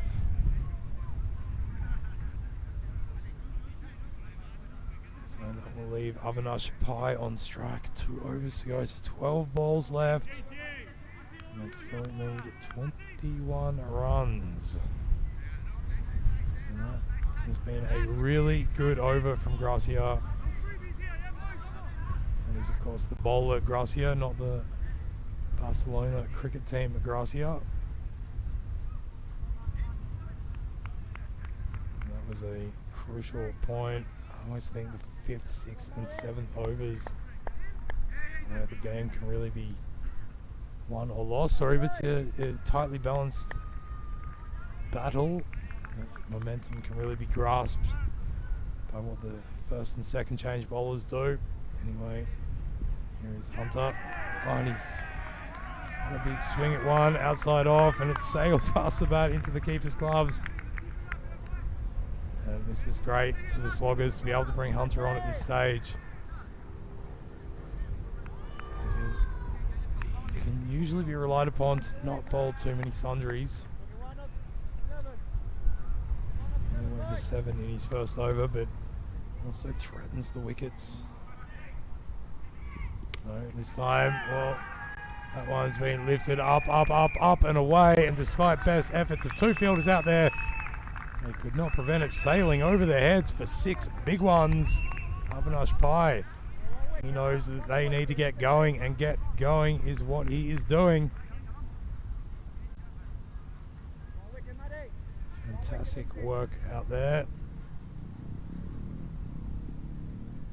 That could be a big moment. Only 15 needed now of 10 balls, and he goes for it again, but he just gets this little edgy, streaky shot down the cover. They're coming back for 2, and he's tripped over. There's going to be a run out. There is going to be a run out. Avinash Pai, well, they were going for the quick thinking second run, but as it was, he slipped on the deck, lost his bat, lost his wicket, and now he is the lone figure trudging back to the shed. Oh no, he's going back to have a little chat with Adam Orfila, who's just saying, what do I do now that you're leaving us, because you made 44, and that was holding the innings together. So 4th time's the charm for Avinash Pai, but the 5th time, well, you don't have as many lives as the cat, I'm afraid, because this time just lost his footing, and the throw went to the right end, and Luke Collado, as coolly as you like, executes the run out. So 7th wicket down.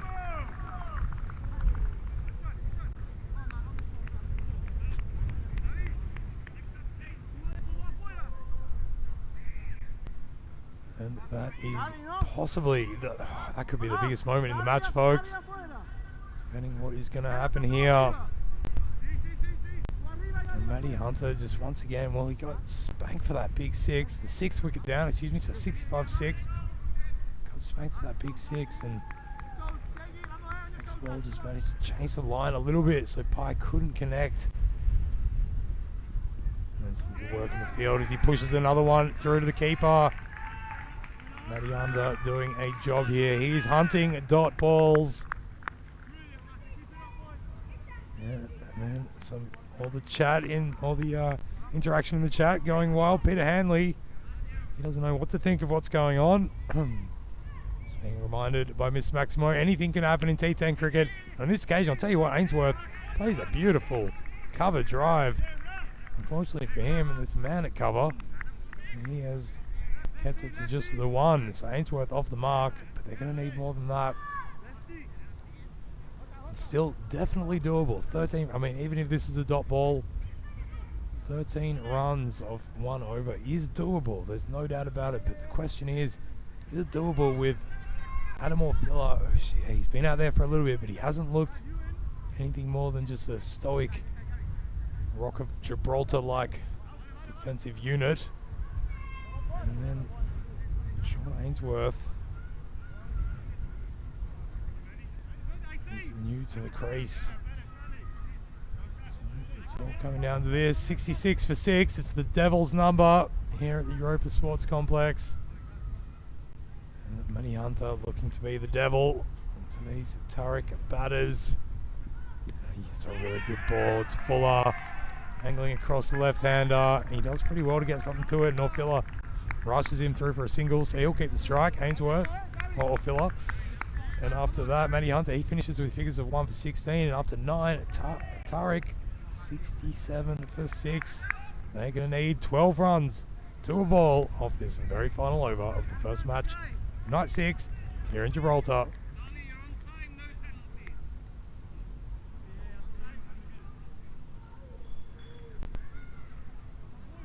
And you just want to wonder what is going through the mind of Adam Orfila here. Because yeah, it's easy enough with this field. They can find the singles. They're going to need much more than that. And beauty for the sloggers here. So Gary Turner-Bone, GTB, he's coming on. He's got the honours of bowling the death over. But he doesn't have to do too much. I think for him it's going to be about not bowling any, what Vinny Sando calls the avoidables. Talking Vinny Sando, he's reckoning you're going to need 2 4s or a Maximo. I'll tell you what, if Adam Orfila hits a 6, I will do my best Vinny Sando impersonation. It's just something I never thought I would say in my entire life.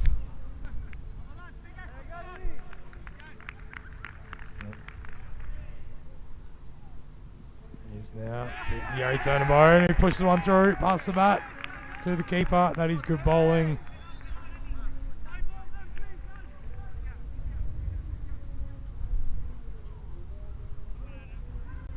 Oh, you can cut the tension with a knife. Ladies and gentlemen, Turner-Bone to come and try and bowl another one of those. And this time it's going to be wide, so that's his big issue. He doesn't want to give anything away here. They're definitely on the front foot here, the Sloggers. And this will be huge, folks. Huge in the context of the series, huge in the context of the night, huge in the context of Gibraltarian cricket, as that one's going to be a wide again. So just digging it in short, getting that length and line wrong.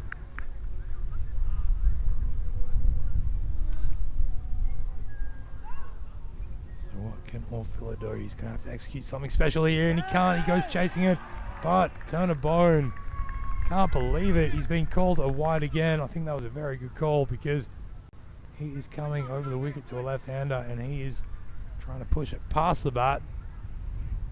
And he just needs to go stump to stump here. I don't think Orfila is that big a threat in the sense of finding the rope. So he doesn't need to do anything too stupid here. Just don't give them any more runs. And that one's short, and Orfila's going whack, and he might have found the rope. Actually, he's going to make me eat my words, but for the fact that the spectacular and graceful diving effort out there. Was that Stagno who's doing that? No, I think it was Julian Fraioni. Accompanied, of course, by the smiling assassin Lee Graham. Managed to prevent the boundary. So Orfila picks up 2. Short again. He goes to big hoik, and that's what he needs to be bowling. Turner-Bone. That is exactly the kind of ball. That could be it, folks. That could be the ball that seals the deal. because that has sailed over the stumps. Collado asked for the edge, but it doesn't matter at this stage. It's not about wickets anymore, sloggers. It is about dots. They need to just accumulate the dots. Make like the Morse code. Here comes Turnabone. It's going to be a wide. That will still keep Turek in the hunt because they've still got 3 balls to face and they only need a big 6. He's going to go for it this time. He's pulled away. He's not going to find the rope though because there is a man and fine leg. I'll tell you what, I think the sloggers have got this. This is very, very intense. All the Turek team, they are up and about. None of them can sit down. Some of them aren't even watching. Can't bear the tension. It's going to be Ainsworth now. And look, Ainsworth, he's no mug with the bat. He certainly can find the rope. He just needs to do it. Well, for 4, we'll have us in another golden ball situation. We had our first golden ball in the night series and first for 2022 last night. So what is the play? He's got 2 balls. And I think it's smart comment in the chat as well. Look for 2 and then try to hit a 4. Certainly going to be hard to find a 2 here. So Orfila is going to need to be on his game, paying attention, backing up. Turnabone is thinking of the Mancad, probably not. That one's short, he's swiped it away. All the way along the ground to point. They're going to come back for a second because they need to. If they're going to win, it's going to be another run out. No, he's dropped it. Collado, well, he's done such great work behind the stumps. But on this occasion, the return throw was fantastic.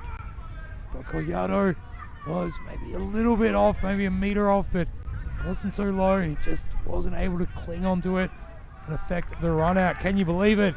They've picked up 2 runs. What that means, they need 3 runs to win. 1 shot to the rope will have it for Turek, and anything less than 3, a single, 2, will have the sloggers notch up their first victory. What we don't want here is Gary Turnabone, GTB, to straight wide. Just got to go stump to stump.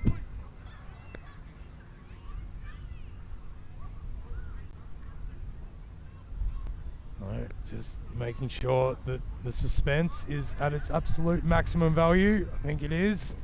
Umpire's just checking. Yeah, everyone's on the edge of their seat. Let's go. So it's short, and he's swiped it away. Is he going to find the rope? No, the fielder at point is coming in. He's tripped, he's gathered, he's tripped. They're coming back for the second, but they're not going to achieve a third. And that means, ladies and gentlemen, can you believe it? The sloggers have taken their first victory for the series. They have beaten Turek. They have beaten Turek by 1 run. No, it's tied. No, excuse me. It is tied. We have got a golden ball situation, folks. That is what has occurred. It is golden ball time. So I was too far on the edge of my seat there as the fielder wasn't able to prevent the second, and they managed to get through, and that means that for the second time in 2 nights we have got a golden ball to decide who is going to win this match. And if you're just joining us for the first time, the golden ball, it's the ACN tiebreaker rule. In the event of a tie, it will be decided by 1 ball. The batting team needs to hit 2 or more runs to win. That is the equation. That's all they need to do. So Turek out there, and then we've got Stefan Gooch. He's the match referee, just making sure that everybody understands what the rule is. Turek need 2 runs. Now either of the batters who are out there, or any batter that hasn't been out, can come and face it. Any batter that hasn't been out. We were asked the other night, what happens if there's a Mancat? Well, they've only got 1 wicket in hand, so those are the important elements. Those are the important elements that The batting side, they can use any batter who has not been out. They're going to go with Ainsworth. That is the correct call. 100% the correct call. He has proven to be able to hit it with some decent force. Now, the big one is, so I'd say all the fielders on the outfield need to actually come into about halfway between the outer ring and the inner circle. It is always a gamble, of course. You've got a deep point, you've got a deep square leg, deep mid wicket. And that's it, actually. Only with 3 men out. That's the correct call. So Ainsworth now, he's going to look for the gap. So it is the 16th golden ball in ECN history. Tariq, they need 2 runs to win. It's been dominated by the bowling sides lately, but we saw last night the batting side get to it. Let's see. Matty Hunter. And he's bowled him! He's bowled him! Can you believe it? Well, that is a sensational way to use the golden ball. Matty Hunter, he has been the pick of the bowlers for mine, and on the very last delivery where he needed to prevent 2 runs, he has gone stump to stump, and he has rattled the castle, not only of Sean Ainsworth, but of the entire Tariq 11. They have conceded their first loss of this series, and it's been to this mob, the Sloggers. Well, they didn't slog with the bat, but they slogged in the field, they slogged it out, and they managed to keep Tariq to under that score of 79. All tied on 78 apiece, and this was the delivery that seals the victory for the Sloggers. What a sensational outcome for this first of 2 matches tonight. Night 6 here in Gibraltar, and we have just seen our second golden ball of the tournament. And the Sloggers, well, their first win in ECN history, and you can hear the crowd is going wild, because yes, we've got a crowd because we're in the heartland of Gibraltarian cricket, and we can see the highlights now as Mark Gower, he came out to face, and from the very get-go, I'll tell you what, Matty Hunter, he was absolutely sensational. That wasn't the end of the match, that was the start of it, but it would finish exactly the same way, and proving his worth. And then, of course, it was Mark Bakarese came on to bowl. He got a little bit of the treatment. Avinash Pai, he really needed to build himself an innings, and he started to do just that, working his way to a pretty decent score. He managed to stick around for a while. Manav Nayak, he came out number 3. It was his chance, but unfortunately he fell prey to Bakarese, looping one in and full that was adjudicated to be hitting the stumps. And then Malrote, well, he was also undone by the wily ways of Bakarese, dropping it in, coming around the wicket and angling it, attacking that off stump. Avinash Pai, he continued. He would end up making 44 of 30 deliveries. Wasn't the most firework laden innings of all time, but he certainly stayed in there for his team. Matty Whelan, he tried his level best, but then Luke Collado behind the stumps with a nifty piece of fielding, throwing down the bails at the other end, catching Matty Whelan short. He had to go. Avinash Pai, he carried on his merry way, and he was doing really well until this second was called, and this was Singh getting himself run out with what was not going to be a good second run. So he was probably a little bit lax there to be going through for that. Pai realised that he needed to get going, and he did start to find the middle of the bat with greater frequency. Sometimes it wasn't the middle of the bat, and when that occurred, well, he went for this second run, and this time it was him who'd be run out as he fell over, lost his bat, and lost his wicket. Once again, Collado and the Sloggers fielders, I've got to say, they did have quite a few drop catches. Avinash Pai, he had 4 chances go down off him. But in the end, the Sloggers, they did what mattered in the field. Gary Turner-Bone came on. Sean Ainsworth, he tried his very best to get that run rate up and going. And on the very last ball, well, they needed 3 to win, 2 to tie. And that's how my commentary was going at the time. I was all over the place. But in the end, Matty Hunter, he managed to squeeze one through with a delicious nut. That was absolutely spectacular. And isn't he pumped? And so he should be, the young man, because he has gotten his team to victory at the very last gasp. So there you have it, folks. That was match 11, and this is proving to be a very even series indeed. Tariq, we thought that they were the standout performers so far, but they've just been shown up by the sloggers. They came out, Tariq kept them to a good total, but in the end, you can have a look there. It was only Avinash Pai, the captain, at the top of the order, managing to make the runs. The rest creating a telephone number. +1, it's an American telephone number. So, or it's the +44 for a UK one. It doesn't matter, it was a low score and not enough to win. So there we have the bowling figures. I've got to say, Bakarazi, he turned out to be really good. All of them really good even spread of tight economical bowling. Nothing more than 8.5 runs and over. And Bakarazi picking up 2 wickets, and Matty Hunter, of course, also picking up a couple. And then also the runouts are worth pointing out. That was some good work in the field by the sloggers. So we're going to take a little break now, folks. We'll be back in around about half an hour's time, well, about 15 minutes actually. And we'll see how take 2 of all that goes down as the sloggers come up again against Tariq. And whether Tariq can pull it back after going 1-0 in tonight's fixtures. We'll be back with all that action and more here at the Europa Sports Complex. I'm Joe Wegasani. I'm absolutely speechless, and I can't wait to bring you more cricket after this short break. Ciao for now.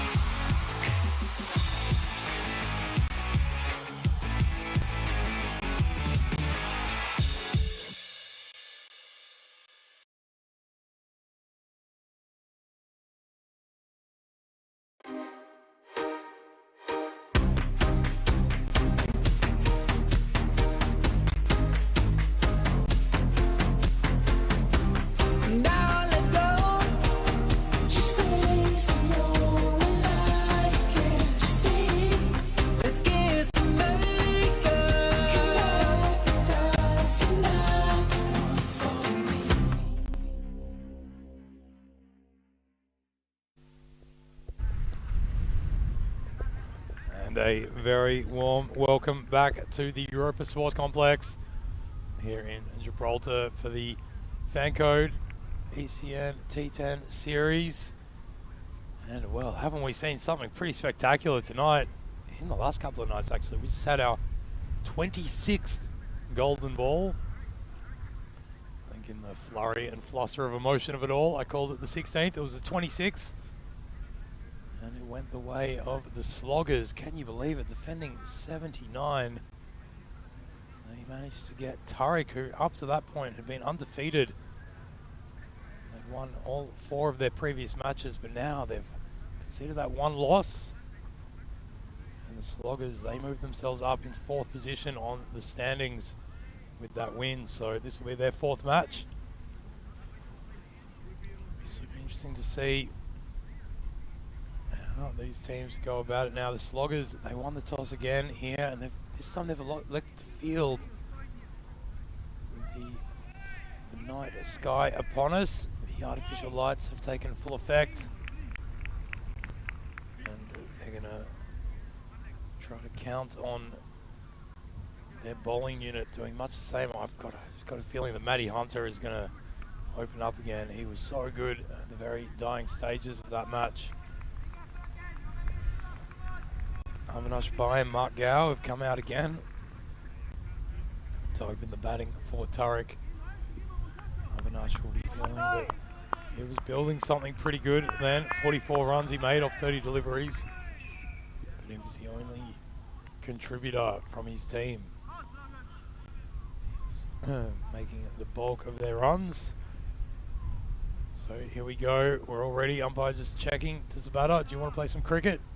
Avinash Pai saying, let's play some cricket. So all set to go. Hunter to Pai. On this one, just veering down the leg side. Pai goes for a big hoik. That misses it completely, and we'll get to face it again because that's wide. Yeah. Well, the bizarreness of that chase reflected in the chat. Suggestions that maybe Tariq underestimated the Sloggers there. The small total put before them this time. Pai, well, he's gone big. He has gone full blueberry pie, and that's bounced. It looks like that's bounced at once. There's an attempted catch. Great effort by the smiling assassin Lee Graham out there. But in the end, it slips through his fingers. Would have gone over, but I think it deflected off his fingers, bounced once. It should be recorded as a 4. Yeah, there it is. So even though he didn't take the catch, I'd say that that was going over the rope, but for that small deflection off his hand. So Avinash Pai showing his intent very early on already here.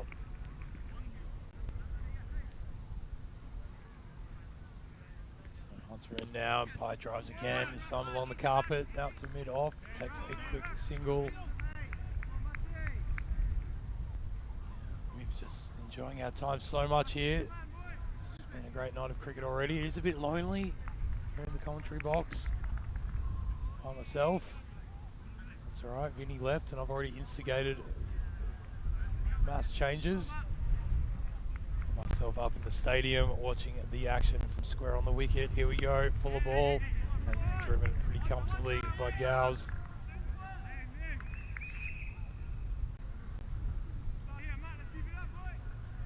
He gets off the mark, gets off the mark with a single. Pretty contained over this one so far. Very happy with the work of Matty Hunter. This one a bit short of a length. There's a bit of a mix up. There might be a run out, but for the fact that Hunter had to do his own hunting, and he was not able to catch that ball in time. So Pai home safely. That's a dot ball. So let us know what you think. Of course, in the YouTube chat is the best way to do that, and it'd be interesting to see what the pundits think of Tariq's chances now, having suffered that first defeat. Someone's driven on the up, and it beats the fielder at cover. Runs away all the way to the fence. 4 more big ones for the Pai man.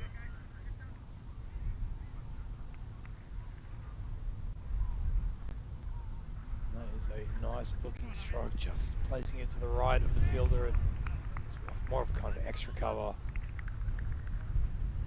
Got a third man and a deep sweeper on the offside. That's the plan. Shorter and wide outside off stump, try to tempt the pie into skying one to that fielder. As it is, the first over comes to a close. Matty Hunter, he goes for 11 off his first. And that's also the score of Tarek. Up to 1, 11 for none. As Mark Bacarese comes back into the attack. He took 2 wickets. It was very good in the previous match.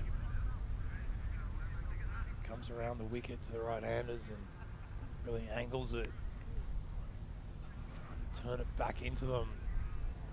You had some relative success in the last match, picking up that LBW with the fuller ball.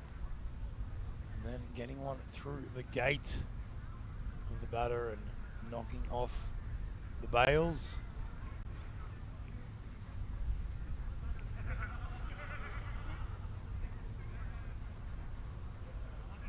He's just making sure he's got everything in order. So we've got a deep mid wicket now and a deep long on.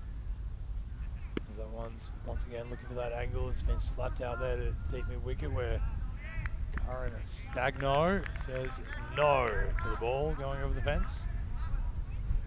He has it back in, keeping them to just the 1. Pine just checking his guard again, looking for that leg stump.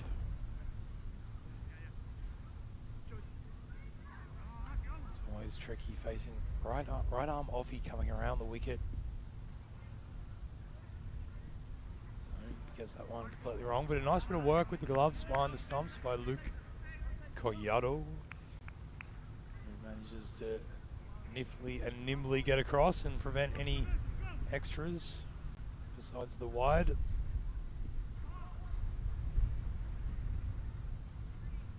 And that's better, but it's been lifted up and that's gone all the way. That is a big 6 from the pie man. So he is in a furious mood, one feels.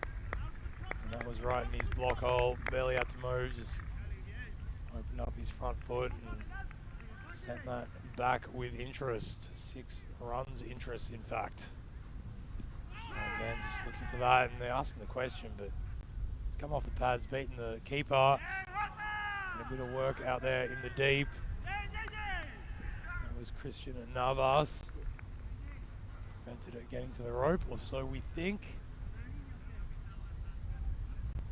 So just getting verification on exactly what those runs will be marked down as.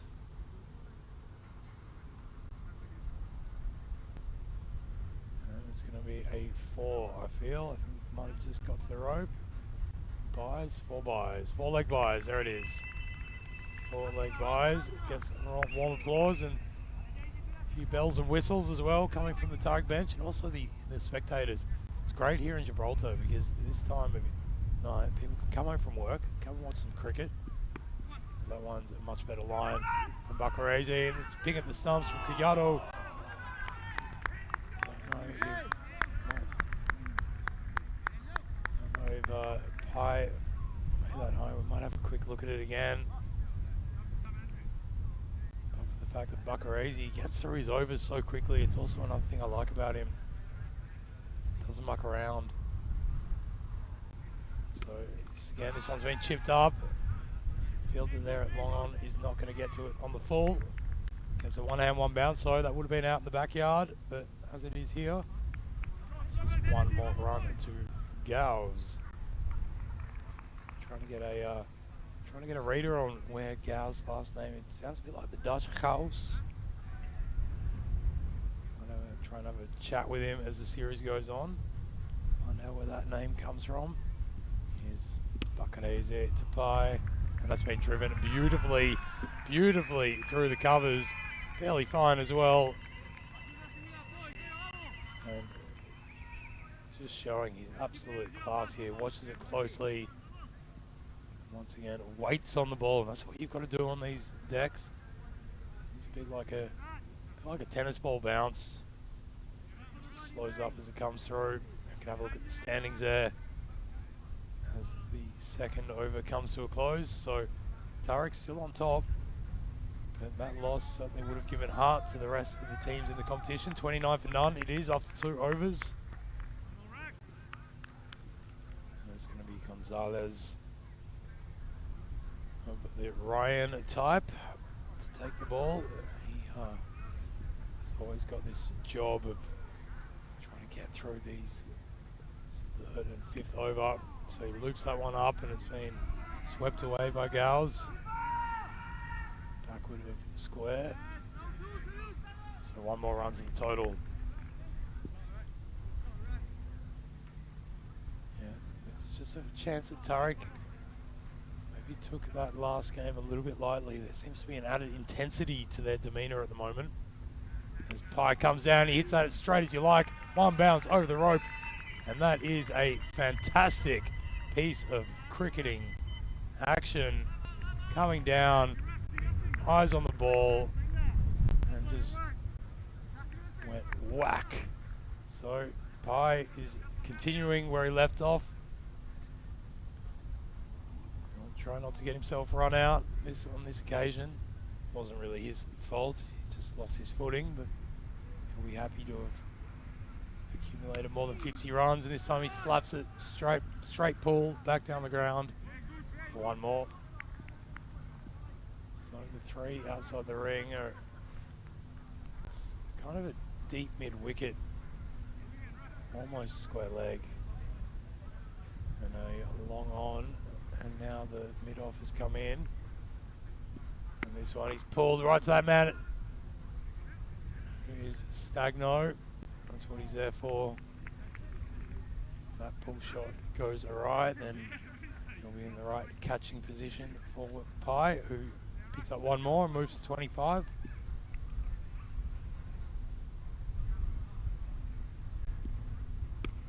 That's Pye this time, actually, and he's hit it right to Stagno, who's done really well. He's thrown it up. He's managed to slap it back up. He did a fantastic effort there. Didn't affect the catch at the end of the day, but he knew exactly where the rope was.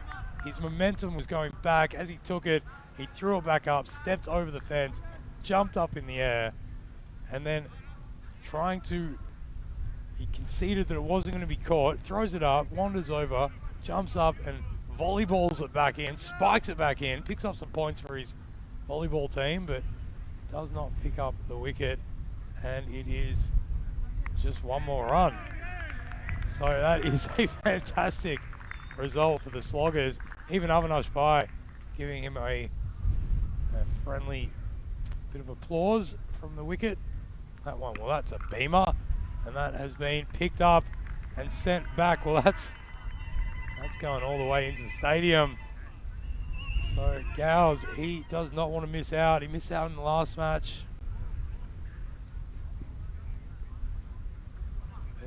Is looking pretty intent, and that ball just too full, almost a no ball if it had actually got to him, but he didn't let it. As we have a look at the urban development chart, that over having gone for 13, and after 3 it is 43 for none. So Prakash Mishra in the chat thinks that Tarek will make a huge target now. They're certainly on track. 43 off the first 3. That is capitalising on the power play. To say that would be an understatement. So signal just coming in that 3 more fielders can go outside the inner circle. So Joni's been moved from that kind of sweeper position to a truer deep square leg now. There is a deep mid wicket and a long on, long off, and sweeper on the offside. Pye this time, he adjusts his shot and slaps it away to the mid-wicket region, picking up 1 more.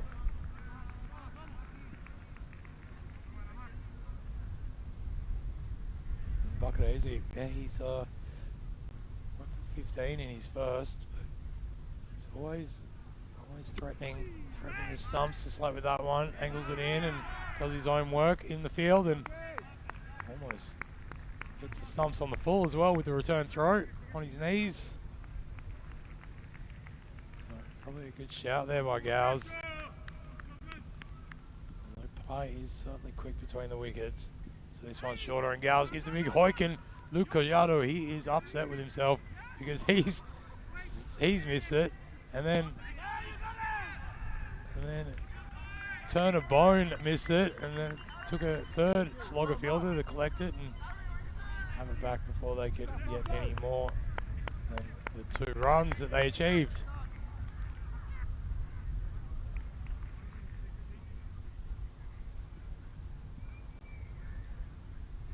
Look easy now, and this has got a top edge feel to it as it comes to fielder at long off, who isn't prepared to meet it on the full. That was Ryan Gonzalez, just felt wasn't going to make it on time, and he pulled up and made sure he would not let that ball pass him. There's such a great spirit of friendliness and competition. There's perfect balance here in Gibraltar between all these players, as that one's driven beautifully by Pai. He's a really class player. And Gonzalez does a bit of foot fielding, comes it back in. He's affected a run out. Can you believe it? Well, the throw came in like a tracer bullet, and Bacarese, he was in the right position, and he whipped off the bails before Gals could get home, and he is left, making that long and lonely walk back to the pavilion. Beautiful shot from Pai. Probably looked like 2 given that it was a bit of foot fielding, but Gonzalez, he just looked up, assessed the situation, picked up the ball, got himself down low as well, and really just threw it in with such accuracy that he has created something out of nothing. And the first wicket falls 48 for 1, it should be. Just make sure the ECN supercomputer is caught up to date. So we're coming back for the second, so that will leave Pai still on strike, and he is met by this young man, Manav Nayak. His father Samir, not in the team tonight. Certainly a big influence on young Manav and everyone out there. I'm sure he's watching on with the kind of anxiety that one only gets when watching their kin play. As that one is slapped away on the onside by Pai. Picks up one more, so Manav will have to wait because that's the end of the over, the end of the 4th over. In fact, 49 for 1. Tarek after 4 overs, and yeah, a lot happening here tonight. Why don't you let us know what you're thinking about it all, who you're supporting. We've got the bat versus ball wall. Matt has predicted the Sloggers to make 5 less than what he predicted in the previous match, and Tarek to make 107. I don't think Tarek will be taking anything for granted as we get that lovely broadscape shot. These beautiful floodlights coming down. That's the Mediterranean side of the ground. Just left of the screen. Very top of the screen is the tip of the Gibraltar point facing Morocco. Here comes a new bowler. It's Jonathan Gracia come on and puts a shorter one outside off, which Pai has a slash at. Can't connect to. So Divine Gaming thinks, wondering what the target will be. Thinking it's about 110. I'll tell you what, Divine, that would be a pretty typical Tarek score. As that one takes a bit of movement away. Gracia put a little mustard on that. That one has sailed past by his bat. He's looking a bit frustrated. He's got the feel of it, and he wants a bit more of it. Some tidy work as well by Luke Collado behind the stumps.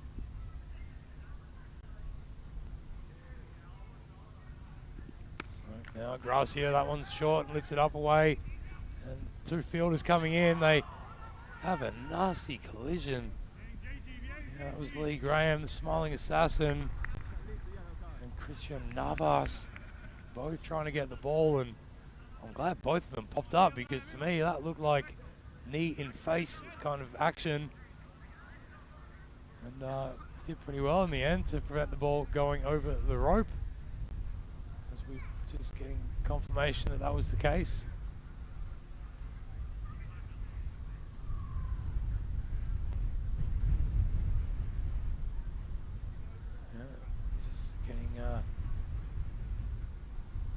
Third run to confirm that they did in fact save the boundary, so just 2 more to the pie man. And this one, he's wasn't so full that ball, but he went for the drive. It's a bit uppish. Quite going to hold it. There might be buzzers though, but for some good backing up there. Just want to keep their heads pretty cool. This slogging unit. Off to a cracking start, 52 off just under 5 overs. Gruff's here doing a good job in this, his first over, just to try to take back control of things. He's going to come over the wicket now.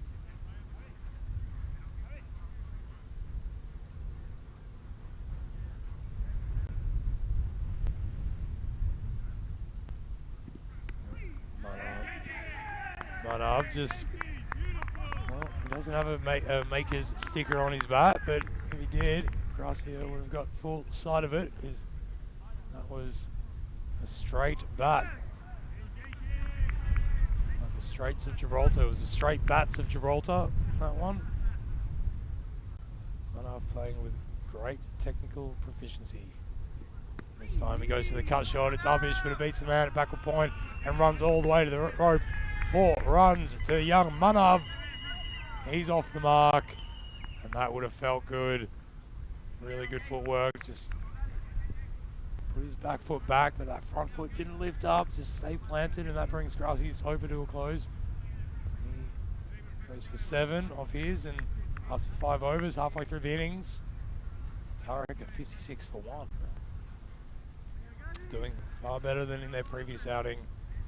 They'd already lost a little cluster of wickets in short order. It's going to be Gary Turner-Bone, GTB, coming into the attack. His comment in the chat earlier was that he was bowling for run-outs. Did a pretty good job of it, if that's the case. I think there were 2 affected during his spell. Right. One fuller and driven down to long on. They're going to look for the second. It was actually went quicker than anyone expected. Long on was quite wide, more in the sort of cow corner, and came across and did a bit of fancy foot fielding. I'm just going to get a double check, but I think he stopped the boundary, so Pye picks up 2 more, and he is having a great night with the bat. Already on 36. Lifts that one away. Gracia is down there. Oh, that's Ryan Gonzalez, excuse me.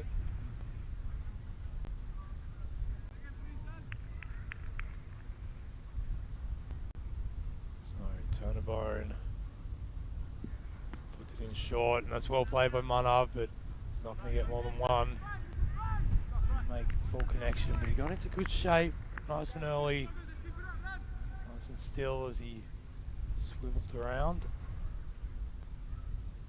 Yeah, agree with Luke Belgium in the chat. It was a good shot by Manav to avoid getting a pair, as that one gets big on the Pye, but he takes one hand off it and just plays it away on the offside for a single.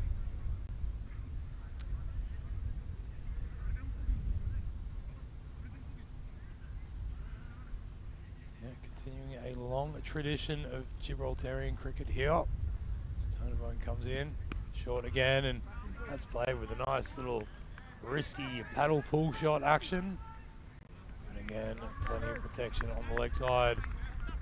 There's 3 out in the deep there. And that one man at 45 in the ring, standing on the ring. And there's a deep cover. And going to have a bit of work to do at the moment, because that cut shot has beaten point and run all the way to the fence. That is another great cut shot, this time from Pye. Just knew that he was going to be hitting it, obviously. Might have been a chance, actually. hit him with such force. That's the end of the 6 over. 6-6 for 1. Tarek trying to set a total that the sloggers are going to have to slog their way towards. And certainly going at a good clip. 11 runs and over. It's all neat and tidy at the moment. Yeah, big long tradition of cricketing history here on this famous peninsula with its famous rock. Rock of Gibraltar. Gracia coming in to complete his spell. And this one is pulled obviously, but there's no one in close to effect a catch, so you get one more. In fact, the name, so the history of the place is written all through everything we see. Some of the first famous invasion was taking place by the Moors in the 8th century, and they were led by a man called Tariq ibn Ziyad, or Zayed. No, Tariq ibn Ziyad. So the name Tariq comes from him. So too does the name Gibraltar. In fact, it was called Jabal Tariq, the mountain of Tariq. Jabal Tariq in Arabic gives the name of Gibraltar. Gibraltar.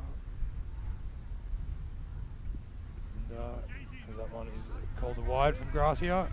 Yeah, they've been playing cricket here since the late 18th century, in fact. It was taken over by the British in 1704. They came in and became certified a British territory in 1713. From that point, British servicemen, they were playing just north of the rock on the other side of the rock from where we are now. As that one is cut away, it was almost cramping him up. He did really well to just keep his hands nice and close to his body. As he picks up another single pipe, moving himself to 41. Yeah, so on the north side, so we're on the south side of the rock at the moment, and on the north side where we come to from Spain, you walk across an aeroplane landing strip. As Gracia comes in now, and Manav just lifts that one off his pads and runs through for another one. And that landing strip, so where that is, was a cricket ground from the late 18th century, the late 1700s. There's a first record of that, so yeah, around about 1800. And by the 1820s, there were not just British servicemen, but civilians here playing cricket. So 1820s, 200 years of cricket. 1822, in fact. So 200 years of cricket. It's been celebrated by Avinash Pai by slapping that one past the bowler's head. I'll tell you what, glad he got out of the way. Gracia's life might have been attached to that ball because it went flying in front of his eyes. But yeah, it was a regular sport here from the 1820s, can you believe it? As Manav digs that one out and just prods away, picking up another easy one. So that run rate is certainly coming down at the moment. This is good work by Gracia, as he is just keeping it nice and tight and not giving them anything to really go whack at.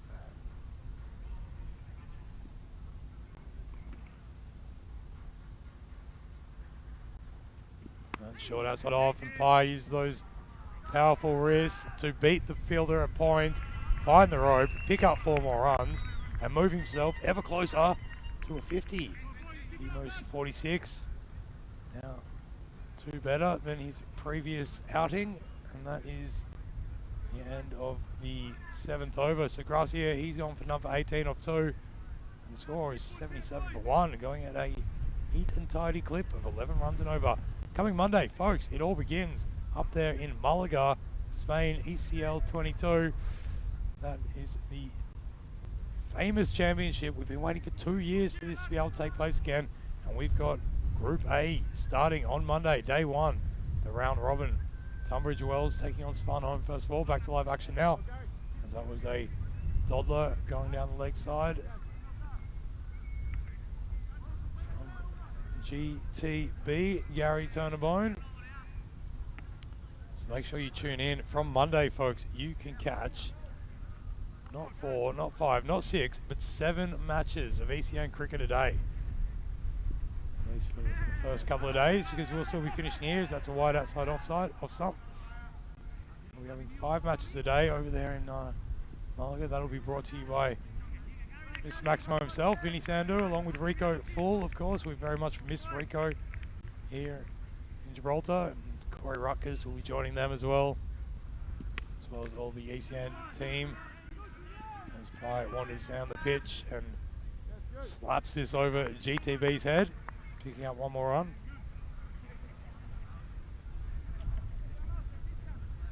Yeah, so fascinating stuff, the history of cricket here in Gibraltar. It's fantastic that it's back on.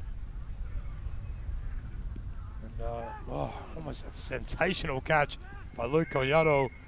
That one just popped up, came off the very top of the bat. Manav picks up 4 more, but it was an outstanding effort, diving away to his left. Collado just reading that really well, just unable to get it in the webbing. So Adika Mamuda in the chat wondering whether this will be a tie now, this match. Hard to say. Tarek have certainly put together a better innings here than they did previously.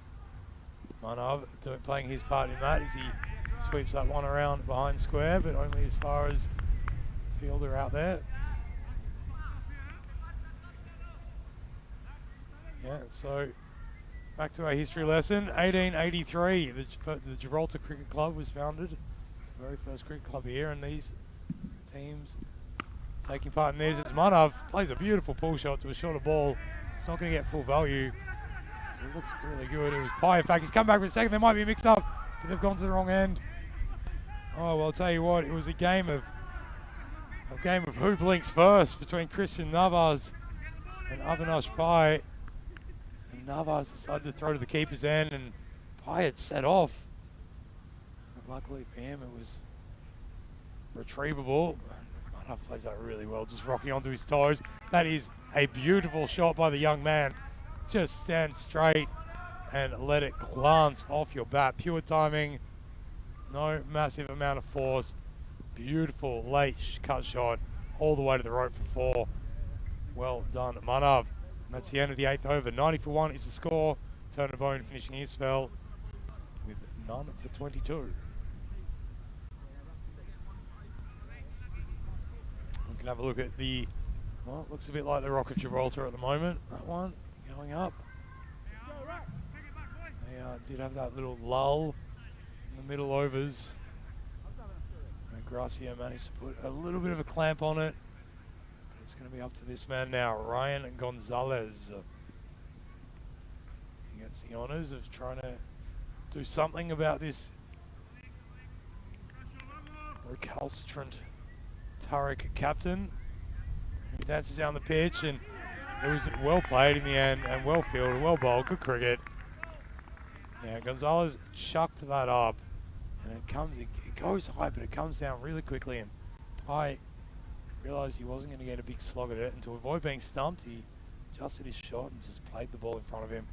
Goes for it this time though, and he's got all of it. He's hit that all the way into the net. That is a huge 6 to the Pai man. And I'll tell you what, because of him, that's his 50 as well, I do believe. Yep. 54 for Avinash Pai. Well done.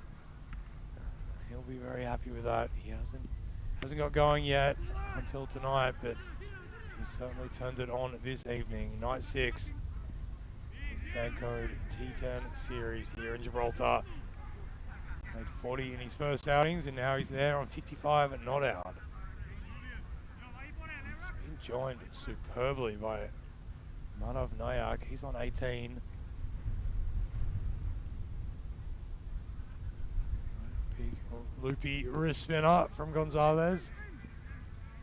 Slapped away and collected on the bounce by the big slogger. Who's Karen Stagno, of course.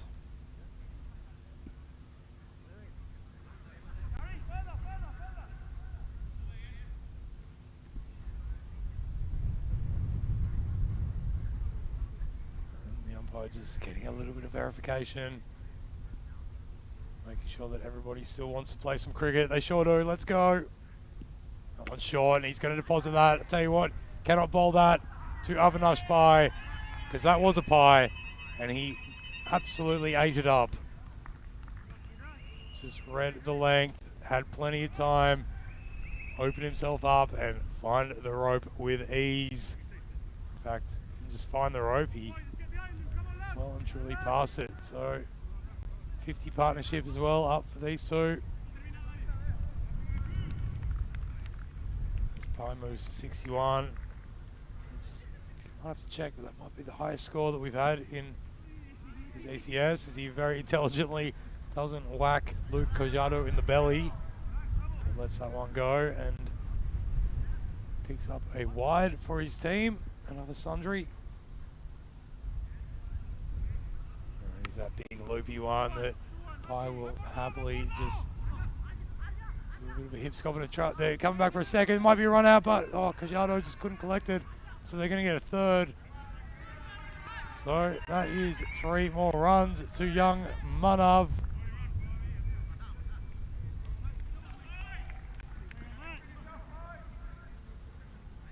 And yeah, he'll have some very proud supporters out there.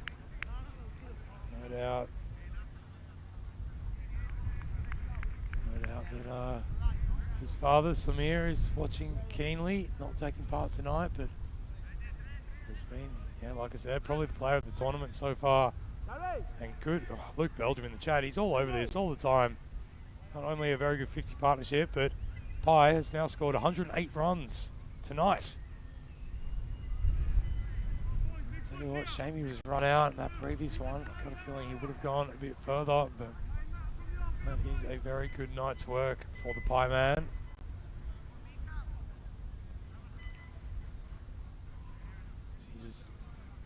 He's not resting on his laurels, but for the fact he's taking this moment to rest on his laurels. And still got that steely glint in his eye as sloggers try to find some way to combat the ascension of Avinash Pai.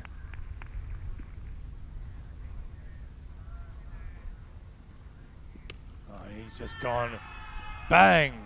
That is probably the shot of the night, ladies and gentlemen. It's come down, no question at all. Hunter, he's a threatening bowler, but using that pace, meeting it with the full face of the bat right out of the middle. And that was a supreme stroke from Avinash Pai. He moves to 70 now. He goes to reverse. Oh, and Collado reckons he's heard something. Umpire remains completely emotionless about it all. Doesn't look like any major deflection. So we have to look at that from behind the stumps. And this is a very wide one. The elegant Marnus Labuschagne-esque leave by Pai. Yeah. Very good by Luke Belgium, the highest individual score before this. Is Pai has surpassed it, looking for the second, but well sent back by Manav, who wants to have a go himself. Yeah, until tonight, Daniel Guest, he hit 60 the other night. A supreme bit of work. And that was the highest score in this tournament until now. Avinash Pai currently making history. That's going to be a wide as well. So Matty Hunter just losing the plot a little bit here. He doesn't have to do that much different to what he'd been doing all the previous match, but maybe just being thrown a bit by the way Pai deposited him over his head. And that is that's a much better piece of bowling. Saw Manav try to be a bit cheeky, walking towards the offside, and he just directed it at his pads and cramped him up and picked up a dot ball for himself and his team.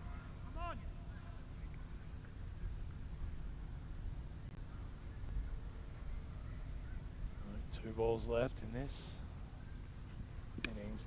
Oh, and Manav's gone the straight drive. He's not going to get full value. He is going to get one more, so he will finish on 20 not out. Unless, of course, they do manage to run a wide or no ball or any other such instance. Last ball of the innings. Oh, dead ball called.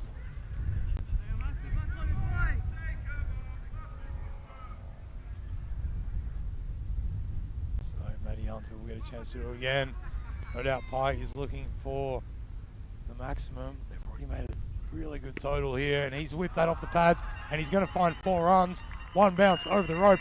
Beautiful wrist shot by Avinash Pai, lifting off his pads, and that means that Tariq, after their 10 overs, they finish with a great score of 122 for 1, and that is going to be a big ask for the sloggers. They might have to find some sloggers because they're going to need to put their very best foot forward. They are to somehow chase down that total. 123 they'll be looking for as we have a look at these two put on a steady 50-plus run partnership. And it all started with Avinash Pai, and it would all end with Avinash Pai. But from the very get-go, he was willing to play his shots. Matty Hunter got a bit of the treatment, and it was purely because he was the first bowler to be bowling to Pai in that kind of mood. He just looked like he was going to go for everything, and everything is what he went for. He found the rope on plenty of occasions. Managed to also find a few lucky ones around the legs. And all in all, just start constructing a huge innings for himself and his team. One of the shots of the night, that beautiful cover drive. Anything at that length, if it wasn't at the length, he was willing to come down the pitch and meet it on his terms. Gonzalez got quite a bit of the treatment as well. And this was a chance. He went begging, oh, but for a few extra feet inside the rope. Karan Stagno would have caught that. He did very well to prevent it being a 6. And at the end of the day, it was still a missed opportunity. Gowes, he was out there for a while. He never really got going, but he didn't have to do much. Just sit back and watch the pie show. And when he did go out, it was because of this very good piece of fielding. Out there in the deep with long on, having the ball in and catching him short. And then, well, the fielding was wasn't that bad by the sloggers. They did get in each other's way every now and then. I'll tell you what, Pai was joined out there by Manav Nayak, who yet to put together a really solid innings, long innings. He went for a duck in the first match, and he would have come out there absolutely intent to show his captain all the support he could muster. And that is exactly what he did. He played some beautiful shots himself, got lucky on an occasion or two. That was kind of a combination of the both. He went for it, got the edge. Luke Collado, unlucky not to get a glove to it. But in the end of the day, Manav,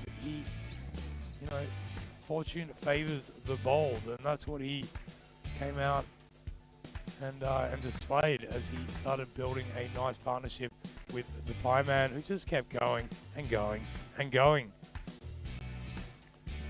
And when it was in the regions of the fielders, it just tended to go too far. For me, that was the best 6 that he hit in this innings. Just a pure, clean stroke down to cow corner, and knew that he wasn't going to have to run for that one, but the fielders sure were, because that had gone all the way over the fence. And at the end of the day, they got well over the 100 mark. They started pushing it up and up and up, and on the last ball, he managed to hit himself 4, bringing their total to 122. So that leaves the sloggers a big slogging job in front of them. You can have a look at there at the sundries. That wasn't too bad. They did go for eight wides and a couple of leg buys and buys. But at the end of the day, it was really just good, solid batting by Avinash Pai, and great, solid contributing by Manav Nayak. As we have a look at the bowling figures now. And well, Matty Hunter, he was the best well, amongst the best in the last match, but he ended up going for 12 and a half runs and over this time. None of them picked up any wickets, and the only wicket to fall was that great run out. So that's how it stands at the moment, folks. We'll have a look at the quick innings break summary, and we'll be back in a few short minutes to see whether the sloggers can hit, can massage, can find or slog their way to 123 runs, because that's what they're going to have to do if they are to take this victory from Turek. We'll be back with all that action and more after this short break. Ciao for now.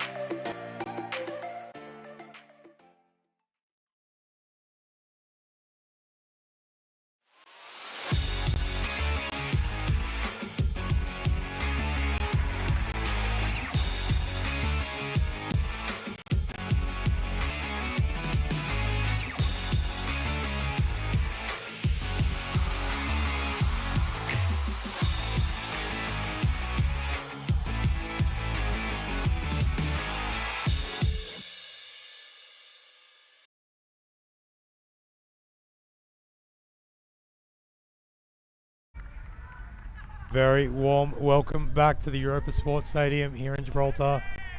I'm Joe Agasani, and we have just seen Avinash Pai for Tariq put on a fantastic score of 75 and leading Tariq all the way to that mammoth total, 122. So not the biggest total we've seen here, but it is certainly a sizable one. And it's going to be up to the sloggers to try to rein that in. You get a feeling that a lot of that is going to come down to this man who'll be facing Kyron Stagno. We know how far he can hit it, and we know that he likes to do it frequently, but if they can pick up his wicket early, then I've got a feeling that this is going to be an uphill battle for the sloggers. But let's find out. He'll be facing Gales, who's got the new ball again. In he comes. Let's play some cricket. So he comes right down and reaches out, hits it straight in the air. Might be a catching chance already. And that was a good effort. It was trying to see who that fielder was, but he skied it right in the air and didn't manage to find anything more than 2 runs to himself running through. So gets off the mark, and a bit of a loosener from Gales as well. It was a bit too wide. I think if Stagno, well, this one he pulls, and he's using that upper body strength and being dropped. It was a tough chance, a great effort, but a tough chance there for Sean Ainsworth, deep in the mid-wicket region, and he was right on the fence. Got into a pretty good spot, maybe overran a little bit, and just tumbles over. So 4 runs to Stagno. He moves to 6. Now, I'll just get back to this in a moment as Gales comes in for his 3rd delivery. And big swing and a miss by Stagno. That one moving away. Avinash Pai, you like the look of it. And he does get that nice bit of movement just away from the right-hander. So, as you all know, I'm here alone in the commentary box tonight. Thank you very much, Charlie Hunt, in the chat, giving me props for holding it down by myself. But I'm not going to have to worry about that for too much longer, as that is a wide delivery outside off, because I've been joined for this innings by the one and only Sam Horton. Good evening, Joe. Good evening. And for those of you who have been paying attention, Sam has been playing for the Kalpa Giants, and he has been one of their main contributors here in the ECN series in Gibraltar. So, Sam, a very warm welcome to you. And what do you think of all the cricket that we've got going on here in Gibraltar? It's been great to see, especially tonight. Another golden ball, 2nd of the year, so early. Yeah, 2nd year, first 2 in the night series we've ever had. As that one's been picked up, it's going to be another catching chance. Well, 3rd time is a charm, and Stagno goes because he knew that he had to go hitting, and from the get-go he wasn't able to middle anything, and that occasion the catch being held very well down at mid-off. How is it fielding out on these fields at night, Sam? It's definitely tougher at night. It gets very slippery out there. I've only played the 1 night game so far. The other few have been during the afternoon. Gets very slippery underfoot. The lights, it's very hard to, the depth perception of the ball. It's very hard to read once it goes in the air. But I have to admit the ground fielding's been great since I've started.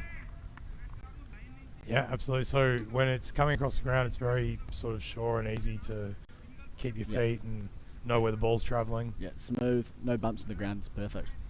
Yeah, very good. And Sam, tell us a little bit about your journey to get here. So for those who are in the chat, I'm sure you can guess his accent, but tell us where you're from, what your journey's been to find yourself here in Gibraltar. Yeah, so I'm from New Zealand originally. Left home about 4 years ago. Spent a couple of years in London, worked around there. Didn't actually manage to play much cricket while I was there, unfortunately. Probably should have. Plenty of opportunity going on around there. So Gal's in now. That one's short outside off, and a big swing and a miss through to the keeper. Got pretty lucky during during COVID and managed to do a bit of travelling, moved to Croatia. Sent out a couple of messages when I got there, got in touch with the cricket team, got myself into a couple of tournaments, and then the next thing we knew, the ECM was there. Fantastic. So Scales comes in to complete his over. This one on the subs. It was an interesting leave by Navas, who's the new man at the crease, as he watches that one swing away from him, lifts his foot, lets it through to the keeper. Dot ball. That's the end of the first. 7 for 1 of the slots. Okay, so you were in London and decided London too much to do to play some cricket, and then you got to Croatia. Yeah, a bit of the wrong way around, isn't it? But yeah, no, so I went to Croatia for a bit. Didn't really think too much about cricket. Not at all, mate. We're all about the European cricket. Don't worry. Yeah. I actually went to Brazil during COVID when everyone thought it was going to be really bad. Turned out to be great.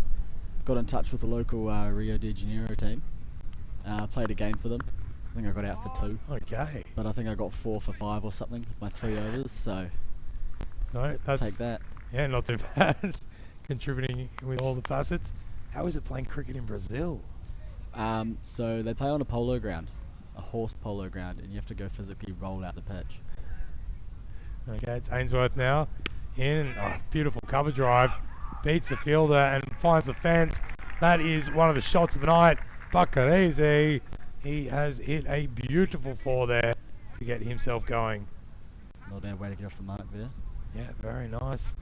And so they play on a polo ground. It's interesting because often when you tell people who don't know cricket about cricket, they're thinking of polo, I find. They ask, or croquet, yeah, of course. Polo without the horses. As Bacarese just backs off. So played one game there, and then you came back to Europe. Just got in touch with found Sir Oliver Split on Facebook, flicked them a message, went down to a training. 3 days later, I was on the island of Vis playing a T6 tournament. I got man of the most valuable player there, and just ended up playing the Split all season. Played a few games for Zagreb. Yeah, and then managed to have the ECL come over, ECN. Yep. And just went from there. Fantastic. And then and that was last year? Yes, it was last year. As Ainsworth comes in. Nice, not that one, just swinging away from the right hand and nice and full, just dug out by Bacarese, and they take one more run. So so that's the last year, but you've been in Gibraltar now for several months?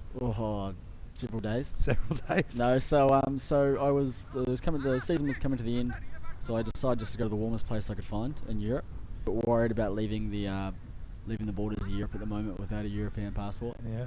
So came as far south as you can.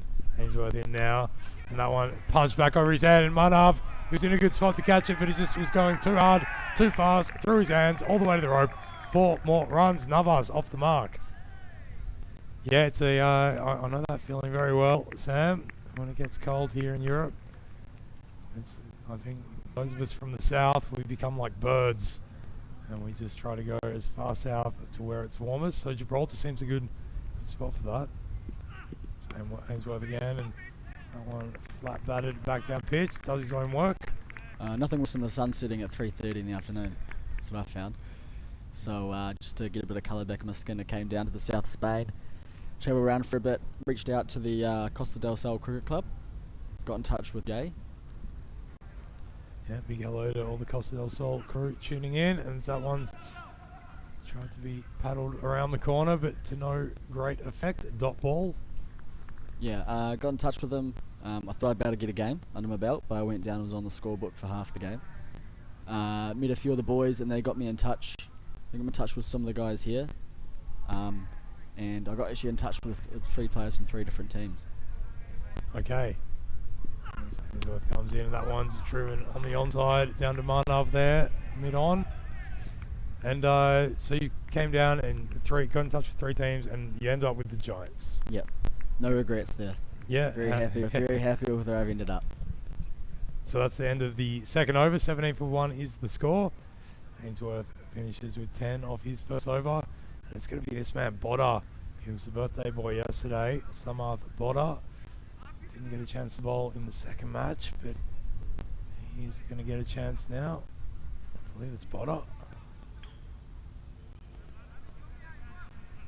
And oh no, it's Amit Malhotra. There we go. So we haven't seen him bowling yet, but he's got the duties now. Yeah. So ends up with Giants. And tell me, what is the cricketing community like here in Gibraltar to be a part of? I know it's only been a short while. You can just see this ball from Malhotra. That's slapped away into the cover region by Navas, who takes one and adds it to his total. It's always great showing up to a new place, new group of guys to meet, especially even like a fielding training on last Friday night. Having 40 guys show up on a Friday night to a fielding training where the wind was blowing 100 kilometres an hour. You don't really see that often, so it was great. It's great to be part of. It's always nice to get a good knock under your belt so you earn the respect of your fellow teammates and opposition. Yeah, well, you've had a couple of them now. You certainly won the match the other night with, was it 18 you made? Yeah, there was very little. The first one, yeah. And then the other night you put together 40 odd, didn't you? It's 29. 29, there we go. Big on my stats. Always keep an eye on those. Yeah, as every proper batter should. Yeah, so they've welcomed you in with open arms, and even more open now that you've done the job for them a bit. Malhotra digging this one in short. It's been pulled away. It's found the gap, found the rope. 1 bounce, 2 bounce, 3 bounce, over for 4. And how was the excitement leading up to this series amongst all the Gibraltarian cricketers? I think it's huge. They've never had anything like this before. It's a great venue, especially over the winter. I don't think anywhere else in Europe could really host anything like this time of year. So, especially getting a bit of history of the club from Paul before I showed up. Malhotra comes in. Short on the leg side, pulled away with authority all the way over the rope. 6 more big ones. Pakreze, he is going bang. Yeah, just getting those messages from Paul, a few voice notes and stuff, telling me how big of a deal it is to everybody here. Hearing they got 130 people in a pool of players, that's incredible. Yeah, absolutely. That's Paul Agilla. That was the captain of the that's Paul. Gibraltar Giants, also the development officer for cricket here in Gibraltar. Yeah. And what was he telling you about the club's history and that kind of thing? Anything you can share with us? I think just quite a few people have come out of the woodwork. Now that they've seen this is happening, they're really keen on improving their cricket and contributing towards the community and the club.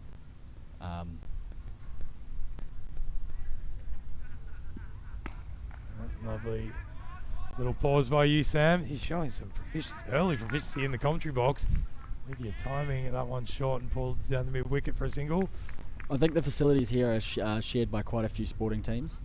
So I think, now that this is good for the cricket community here because they can really get the opportunity to prove, I guess, to the locals and whoever's in charge, that it's worth their time. It's worth putting in the time and investment into the sport. Yeah, absolutely right there. Malhotra coming in again. He's been a bit untidy. This one manages to beat the edge of the bat, and that brings his over to a close. 12 off it, and after 3 after power play, the Sloggers are 29 for 1. And so let's talk a little bit about the sort of actual game and how it is. We're watching here the urban development chart, I call it, as they've started to build their buildings. The Sloggers, they've started pretty slowly with that wicket, but just building up. How much is you played a fair bit of T10 cricket with Split, so Oliver Split and Zagreb. How have you noticed the T10 format being embraced by the players here? I think it's a bit different because there's not a big history of T10 games, so not many people have really played a lot. Obviously, there's a 2020, but going at 120, 100 strike rate in a 2020 is seen as a good strike rate. Whereas here, if you're pushing 200. You're really in the game. You really can kind of win from any position. I think chasing anything more than 12 and over mentally is tough. Anything under that I think is generally more than gettable as long as you keep wickets in hand. I think, especially through that first half. Just like saying, you got to pick the good bowlers, take them for 8 to 10. Pick the the less experienced bowlers, and it's really want to hit them in the double digits, the late teens if you can. Yeah, fantastic bit of advice there from Sam. So it's a fuller ball from Matty Whelan. It's just been punched down the ground for 1. Yeah, okay, so and in terms of the power play, so let's say you are coming out to open the batting. You're facing probably the best 2 bowlers in the opposing team. There's that one short outside off and just flat batted back. Once again, Matty Whelan recovering his own ball. What are you aiming for in the first 3 overs? Are you aiming for about 10 runs and over? Or what are you thinking in that situation? I think personally, I think anything over 35, 36 is good. I mean, there's only 2 fielders out. You can really throw your hands at anything. Well, that's exactly what Navas has done, throwing his hands at it, and he's throwing them pretty well because that has breached the fielder at cow corner and gone all the way over the rope. 6 more big ones. What do you think of that shot, Sam? Lovely, big hoik across the leg side. Get out of jail shot. Yeah, it's a favoured area. I'm disappointed we haven't seen more left-handers on this pitch. I'd love to see one go into the Mediterranean. That's bowled him. Yeah, that's a good response by Matty Whelan. Threw it up, more in line, expecting the cross-batted hoik. And as a result, he's picked up his first wicket for tonight. And the second wicket falls for the Sloggers. Yeah, and so this kind of situation, the Sloggers, they're chasing 128, was it? 123? 123, yeah. 123 they're chasing. 2 wickets down, power play's over. So what are you thinking now if you're this man coming in? Who is it, Julian Freoni? I think you've got to give yourself a couple balls, you know, to just get your eye in, but you don't have much time to. You fall behind the 8 ball. If you have a couple bad overs, couple quiet overs, you really fall behind. And once it gets over that 15, 16 mark, it's quite tough to come back from. If you can bring it down to the last couple overs, anything can happen. But really, you got to kind of keep it under control, keep it around that 12 mark, 12 and over. Yeah, and that's the big difference, of course, between all the other formats. It's, you know, we always get told when we're young, you know, just get your eye in, but you really can't in this format, can you? It's tough. It's very tough. It's a good line once again from Matty Whelan. That's just punched down the ground on the offside. They run through for a quick one. Yeah, because you generally got to come and just go from ball 1, I think. Yeah, throw your hands at it. I mean, the boundaries are short, 50 metres usually. Yep. If you only got 2 fielders out in those first 3 overs, absolutely throw your hands, see how you can go. Especially if you can get the fielding team on the back foot in those first 3, absolutely you're flying. Yeah, absolutely great words from Sam Horton here, and you can tell us what you think. Listening to Sam on the European Cricket Network live chat. Plenty of participants in there. Big hello as well to Kitty Hunley. She's joined us. Luke Belgium, he's loving hearing from you, Sam. And well, Kitty Hunley, she's got the farm on the line for the Sloggers. Saw that golden ball in the last match and decided to bet it all. And we'll see how they fare. I hope that you've got a farm by the time the night's out, Kitty. So that's a fuller ball and just whipped away off the pads down to mid wicket for a single. I think a good tactic to have is you know, having like a bit of a slogger at one end and maybe a bit of an accumulator at one end. You know, have one guy who can just turn the strike and the other guy who can really just turn it up at any point.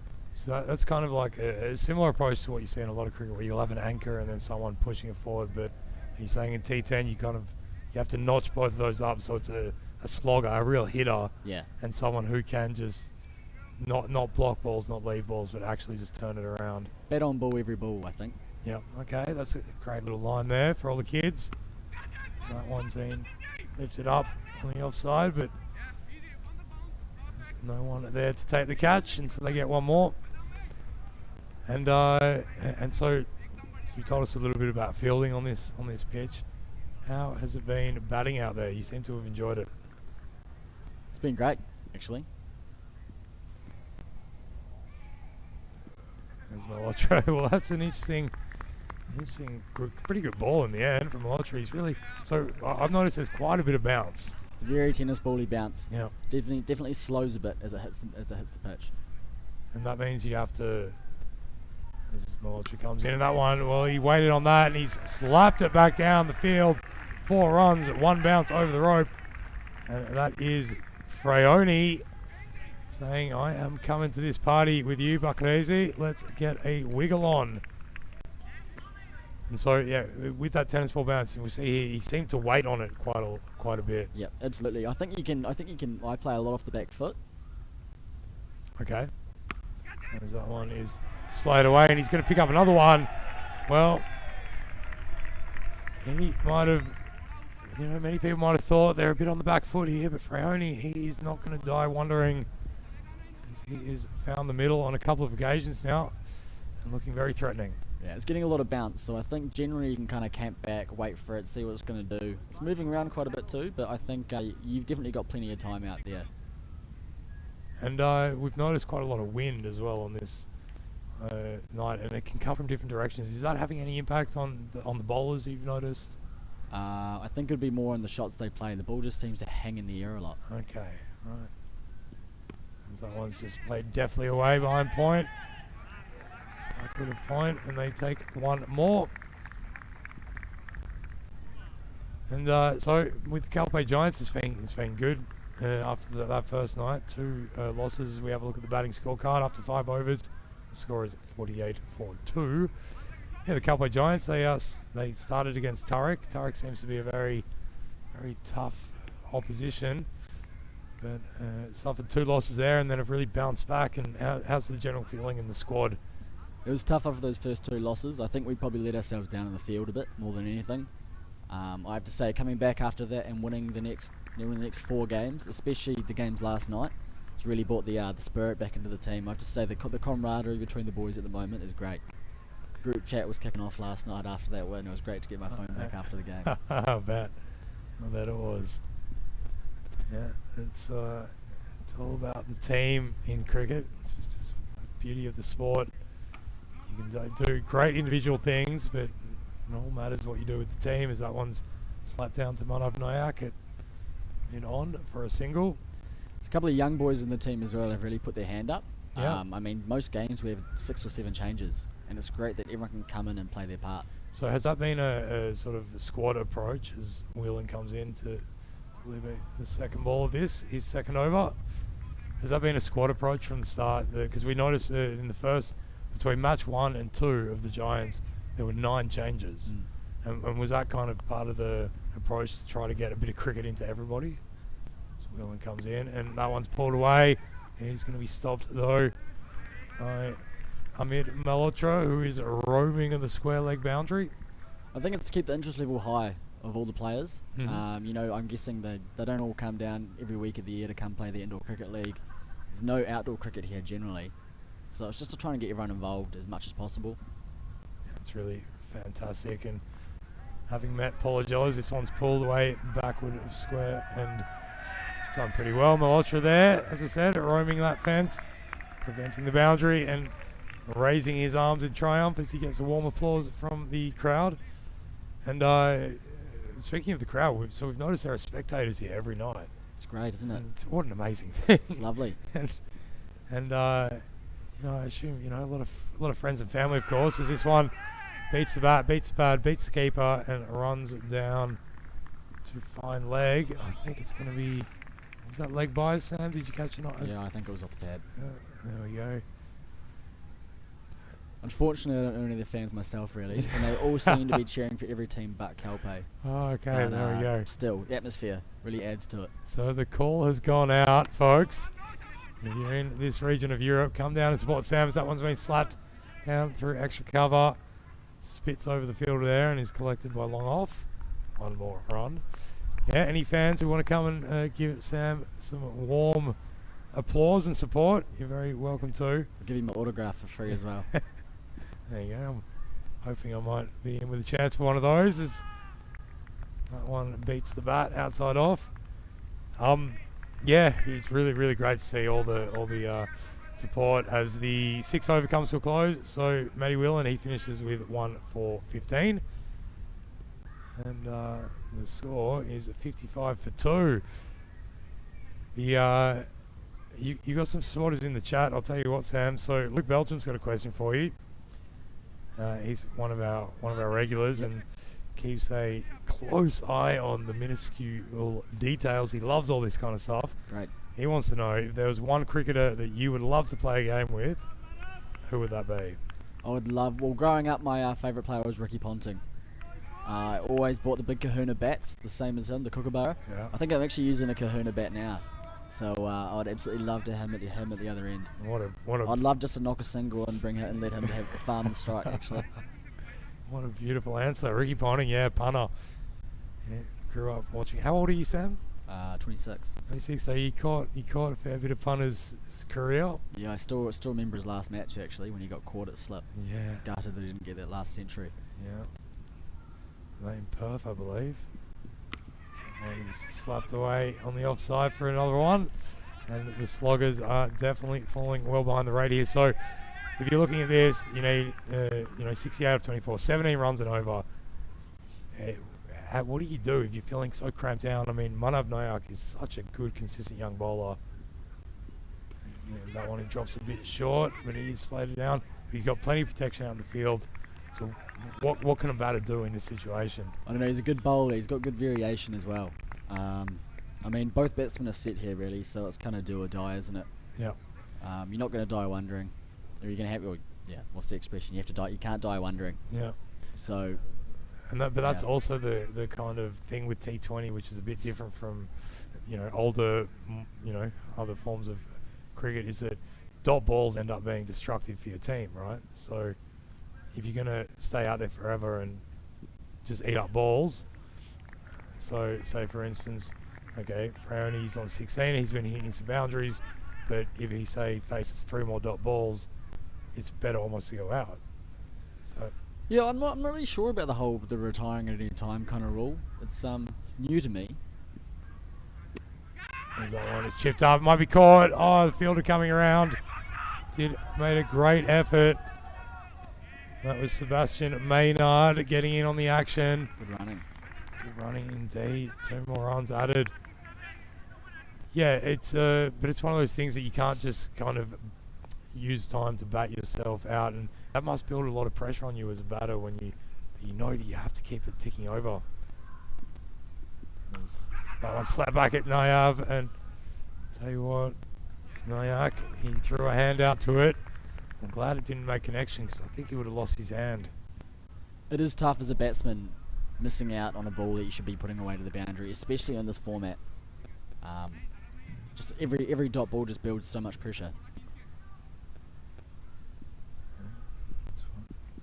What Nayak is trying to do here, and he's just letting one glance down. There's his, I think that was his father filling in as 12th man.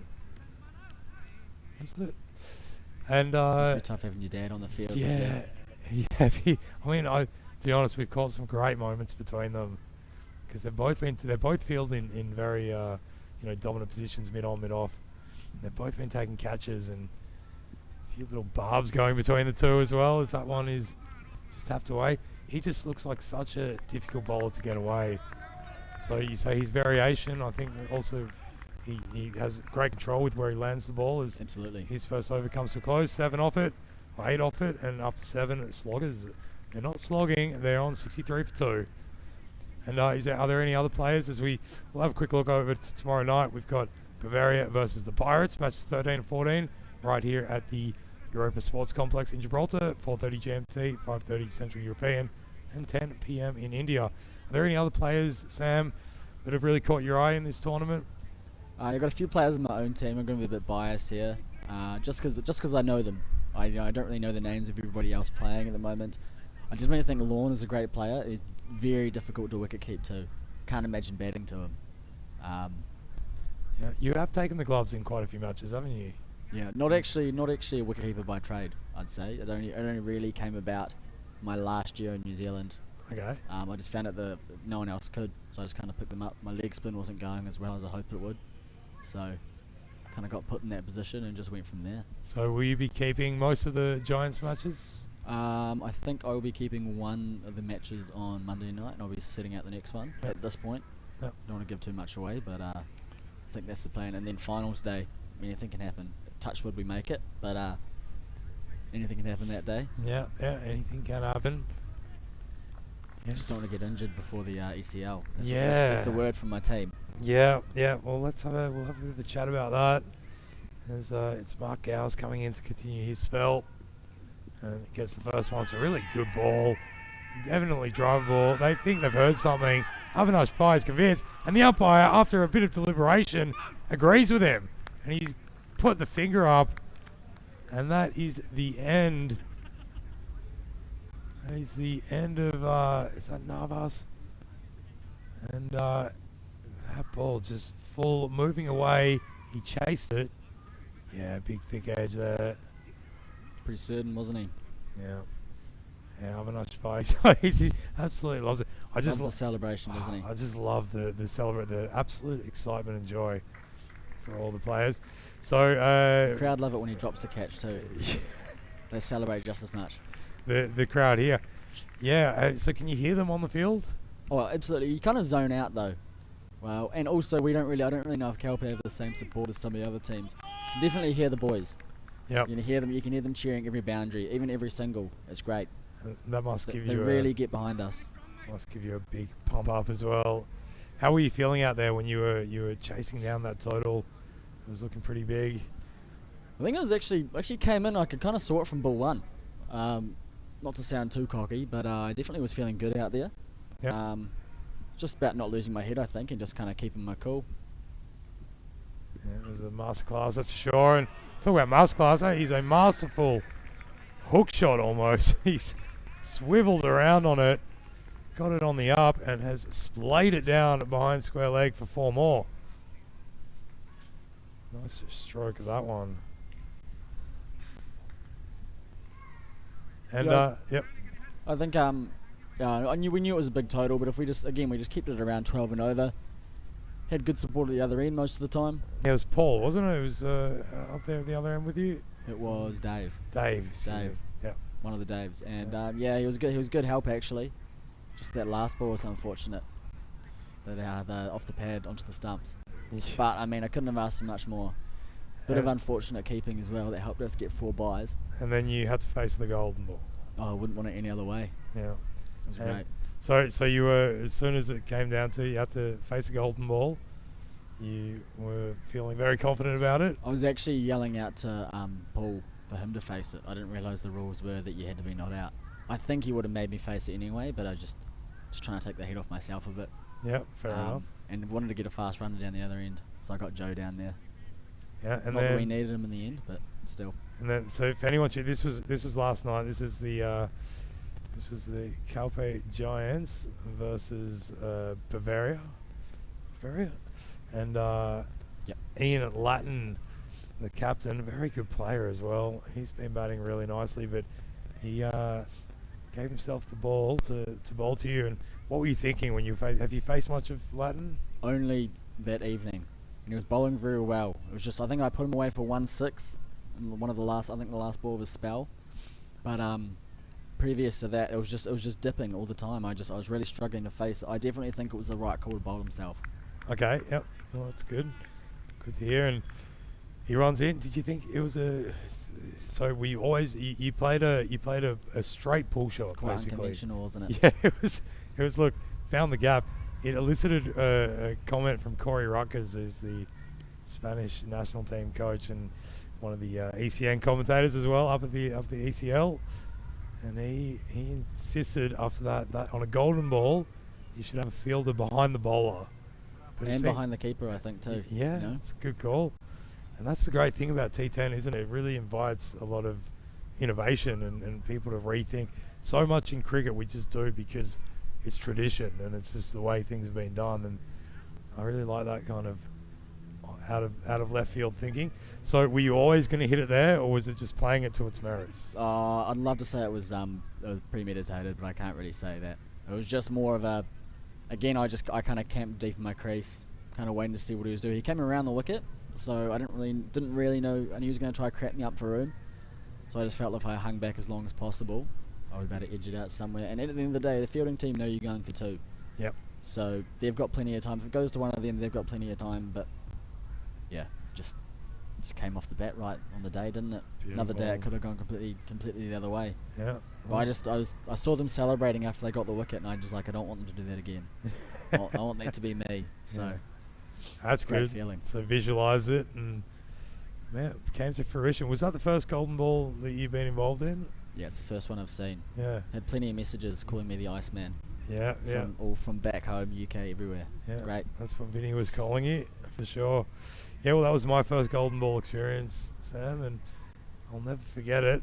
Even if we've had a repeat tonight, it was a wonderful moment for you and for the Giants as well. And It was a very roller coaster ride of a chase. yeah, We were in and then we were out and lost a wicket, and then when Paul got out, slowed down a bit. yeah. And he batted really well. Took a while to get into the tournament, but Paul Edgella, he seems to have come good in the last couple of matches. How is he in terms of the captain of your team? And obviously you're only going to say good things, but he just seems like a really lovely bloke. Oh yeah, so far so good. He's very motivating to all the boys. I came down for a net session with them the day before. It was good to just pick his mind a bit, and because he obviously knows everyone knows him here and he knows how things run. Yep. It's good to catch up and kind of just take a bit of advice from him. He's a very established player. Learned a bit about, went out for lunch with him the other day. Got Domino's, all you could eat. Just picked his mind and just learn a bit about his past, playing back in the UK, coming here, what he does for teaching young children here cricket and trying to build it here as well. Yeah, and it seems to be such an opportunity, like having youngsters like Manav and Louis Bruce is another one. It seems like there is a real opportunity here for Gibraltar to make the most of these facilities and really get the kids into it. Gals comes in to complete his over. Had a little bit of there was a little bit of a pause in play there, Sam. I don't know if you noticed, we were having such a nice conversame, but no, I just didn't. Time's flying. Yeah, absolutely. When you're having fun, that's how it goes. I think if they can keep the young guys around for a long time, they could do really good things for Gib cricket, or Spanish cricket, or wherever they end up going. Yep. There's one from Gals, but that was angling in, moving away, but it was pretty nicely hit. It wasn't perfect, but probably luckily for him. That is Julian Freoni, of course. It didn't make it to the fielder, so he picks up one more run. And they have 2.5 overs left. They're not, I don't want to say never, but very unlikely to chase this down. I think they're going to give it their best shot with pulling anything short away. Unfortunately for Koyato, there is affection out there in the form of that young man, Manav Nayak. Yeah, absolutely, and it's kind of I really like that with T10 cricket in particular. All the shorter forms, it's, I think a lot of us grew up on Test cricket, and there is a lot of traditionalism as Freoni dances down the pitch, hits it straight in the air, fielder's coming around, but it falls in the Bermuda Triangle of bemused and confused fielders, and so he manages to come back for a second, taking his total to 20 off 14. Did you grow up watching Test cricket, one-day cricket? Yeah, absolutely. Yeah. Still Test is number one for me. Still kind of struggling to really enjoy 2020s as much. Yeah. Definitely. I mean, problem is with me supporting the Black Cats, we only get 2 Test series, so it's a couple of weeks, and then you get one more at the end of the year, and then it's done. It's enough to become the World Test champions, though. Wow, yeah, it's on percentage, isn't it? not on points. Yeah, you can take it. Yeah, it's kind of the thing with international cricket, isn't it? That it's dominated by the big three, and it's something that I really love about European cricket. That it turns out, like you said before, coming out of the woodwork, I think ECN is really just there was already a platform of all this cricket going on around, and now it all has a focal point. It comes in. That one comes off the toe of the bat, splays up, takes a bit of a dip, a dodge and a dive, and it rolls over the fence for 4 very lucky runs to Koyato. I don't know how he squeezed that one out, but it seems to have middled it. The ball really grips on the outfield too. It definitely spins a lot when it comes off the edge. Okay, so it's turning in the air, and when it lands, it really will go in that direction. Yeah, we've noticed that a little bit. Can sort of confuse fielders somewhat. And that's a good ball, really good ball from Nayak. Unlucky, took a bit of an inside edge and went down to fine leg. Yeah, and so let's talk about the ACL. Very exciting. Yeah, very exciting stuff. It's great to bring all the teams together. It's people that you would never usually play against, never usually meet or play with. And you didn't play in the previous ACL, right? No. So it'll be your first Oh, occasion. lovely. What a shot. Yeah, tell us what he's done well there, Sam. Oh, everything. Just got in line on the ball, big heave, got his body behind it. Perfectly still head as well as he swung through the line there. Dead straight. Yeah. Aiming for the cameraman. It's the best place. Yeah, I'll tell you what, our wonderful spring productions teams, we've got Croatians and Latvians driving around in vans around Europe filming the cricket. Did you ever think that would happen? Couldn't ask for anything better, could you? Yeah, they're learning all about this great game of ours. He slides one past and, whoa, Avinash Pai, he's certain that he's heard something. That was definitely the arm ball. Definitely the arm ball, and absolutely worked a treat. Are you allowed to run on the umpires like that nowadays? It's a bit Stuart Broad-esque. It's like the opposite to Stuart Broad, isn't it? Well, he runs away from them. He runs away from them. Doesn't even look at them. Yeah. Oh, God. A little bit of a guilty glance there. Just head down. Don't look up. Yeah, it's always one that you want to try not to react to. Well, I'll tell you, he's reacted to that. Frioni, that makes it hurt all the more because he has lifted the next one up after surviving that shout for another big 6. Frioni, he's on 32. Could it be on here, do you think? Just maybe? Yeah. Oh. Let's have a look at what we've got here as an equation. He's a powerful hitter, Frioni, and we've seen him already take a couple of 6s already, so 34. Yeah, it's, anything can happen in T10 cricket. We've got one ball left from night. Tell you what, if he hits a 6 here, and what would have to happen? Kyoto, you'd think, would have to get Frioni back on the strike. Well, he's certainly chipped it up. It's not going to be 6. In fact, it is going to be 4 though, because tragically for the man down there, I think is Ainsworth, it has gone through his hands. Is that grip and turn that you're talking about? Yeah, I think it's a bit of that and just awareness of where your feet are. Knowing that the boundary rope's right there. It's tough. And so we've got one over left. So after 93 for 3 are the Sloggers chasing down a 123. So they need 30 runs off this last over. It'll have to be a skyscraper, that's for sure. You have to be supersonic. And it's going to be that man who just let that through, Sean Ainsworth, to bowl the last over. So when is so you're playing for Zagreb? Yep. And which week are you on? It is the second week, so I think we start the 14th of February, Valentine's Day. So that's a very good time for you if the I couldn't have gone any better, honestly. So I got like a 3-4 day gap. Well, this one is going to be a wide. Oh, maybe not. They're running through. It might be a run out. And there's going to be buzzers. No, it's all happening, folks. And yet, not much is happening at all. Ainsworth, lucky not to be called a wide on that. No, you did call it wide. And he did in the end. So we've got 2 wides. It's not going to be enough. And we'll just get back to that in a moment as Ainsworth comes in. Oh, he's just gone. Bang! That could be the longest shot. It's bounced off the soccer net, gone over the fence, and that's gone on a tour of the Rock of Gibraltar. It's gone to live with the monkeys up there because that was the biggest hit that we have seen in this series. Frioni, he is absolutely smoking it at the moment, and he moves to 48 is he on now? Everyone's just starting to drive their cars away by the looks of it. Worried another one's going to be coming that way. Yeah, well, we haven't lost any balls in this series, which is remarkable for ACS. Oh God, we'd lose one every 2 or 3 overs back in split. Yeah, he's found it. He's got a souvenir. Run with it, mate. Don't bring it back. Give them a new ball. Oh, I don't know if that's a local Gibraltarian or it's a big mix, this society here, isn't it? It's a lot of Gibraltarians. And you mentioned that there was a pool of 130 players that these teams were made out of, and I think about 110 of them are local Gibraltarians. Yeah, I think for the most part. I think some come back and forth between the UK. Yeah. Definitely quite a few live over in La Linea and over the Spanish border. But for the most part, it's locals that live here.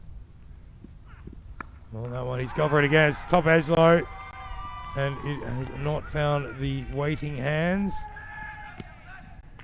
So Kitty Hunley is loving our work on the commentary, Sam. Appreciate it, Kitty. Thank we, you. yeah, we might have to usurp Mr. Maximo here in Gibraltar. He's flitted off to the ACL in Malaga and left the castle to be run by the paupers here. As the ramp shot comes out, ineffective though, but for the fact that Avinash Pai had to stumble just a little bit, enough to allow Collado to run through to the non-striker's end. So it's Freoni on strike. 3 deliveries left, and he's on 43, so he'll be looking for his 50. And, 3 balls left. If there are any questions out there in the chat for Sam, now's the time to ask. Might have found a new career. Yeah. It could be the start of something special. Yeah, cool. Well, I think you started something special already here this week, Sam. The way you've been going about your work, but certainly always welcome in the ACN commentary box. So we're very lucky, and for those of us who do come from the, what do we call, the Antipodes, the Australia, New Zealand, Southern Africa region, it's just a pleasure to be able to be here in Europe and watch cricket. As Freoni dances down the pitch looking for that 50, but finding aught but a dot ball. Absolutely, even like right now, I'm pretty much locked out of going home. So yeah, welcome to my world. Nowhere else to go. Yeah. Well, I mean, I wouldn't be home anyway, but no complaints at all. But still, that's always the caveat. I put that caveat on as well. I can't even go back to Australia. Sympathy, isn't it? I wouldn't go back to Australia, but I can't even do it. Especially not with the way things are at the moment. No, well, New Zealand just opened their borders, you were saying? Yeah. So, so from end of this month, I think if you're in New Zealand, if you're a Kiwi or if you're in Australia, you can head across the ditch to New Zealand, and then I think July you can come from anywhere. So, plenty of flights being booked by the looks of it. Well, that one's taken flight. That's bought a ticket and gone on a plane and headed all the way over the fence for a big 6. Freoni edging closer to that 50. It's not going to be enough for his team, but it will certainly be enough for the record books as he looks to put on another big one. Someone needs to tell him he's on 49, I think. Yeah, do you think would you want to know on the last ball? No, I never wanted to know. I always enjoyed it, Last ball of the game, though, I always enjoyed when I realised I'd made a 50, that I was getting applause from the bench. Yeah, true. I mean, you'd still take 49 not out, wouldn't you? Good for the average. Great for the strike rate, too. Yeah, absolutely. 49 of 22. That's a good going. Last ball now of tonight's cricket. And he's pushed it through. Freoni, well, I think he knew, Sam. Yeah, someone's got to break the news to him otherwise. Yeah, judging by the look of it with that reaction. So that's the end of it, folks. Tariq beat the Sloggers by 13 runs. It's gone 1 apiece here at the Europa Sports Complex on the tip of Gibraltar. And what an evening of cricket. Tariq, they were affronted, I would say, in that first match. And they've really turned up in the second one and put their foot down. I think they're a bit surprised in the first match. I don't know, maybe this didn't perform as well as they'd like to, but they really brought it back in that second game. Really dominated from the get-go. Yeah, they absolutely did. And don't forget, it all continues tomorrow night 7 to 11. It matches 13 and 14 at Bavaria, who have been pretty good as well. They certainly have some match winners in their lineup versus the Pirates. We've only seen the Pirates twice, and has yet to notch up a victory.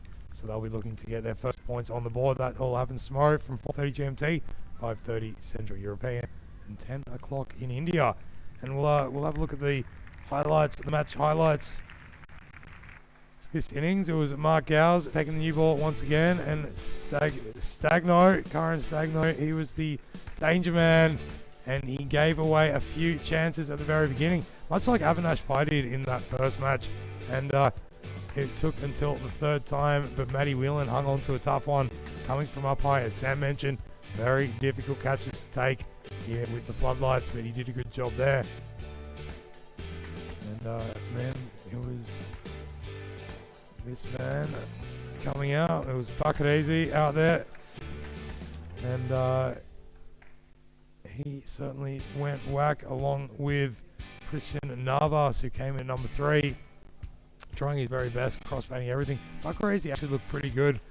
He started to find the middle a little bit as he worked it around the ground, both sides of the wicket, and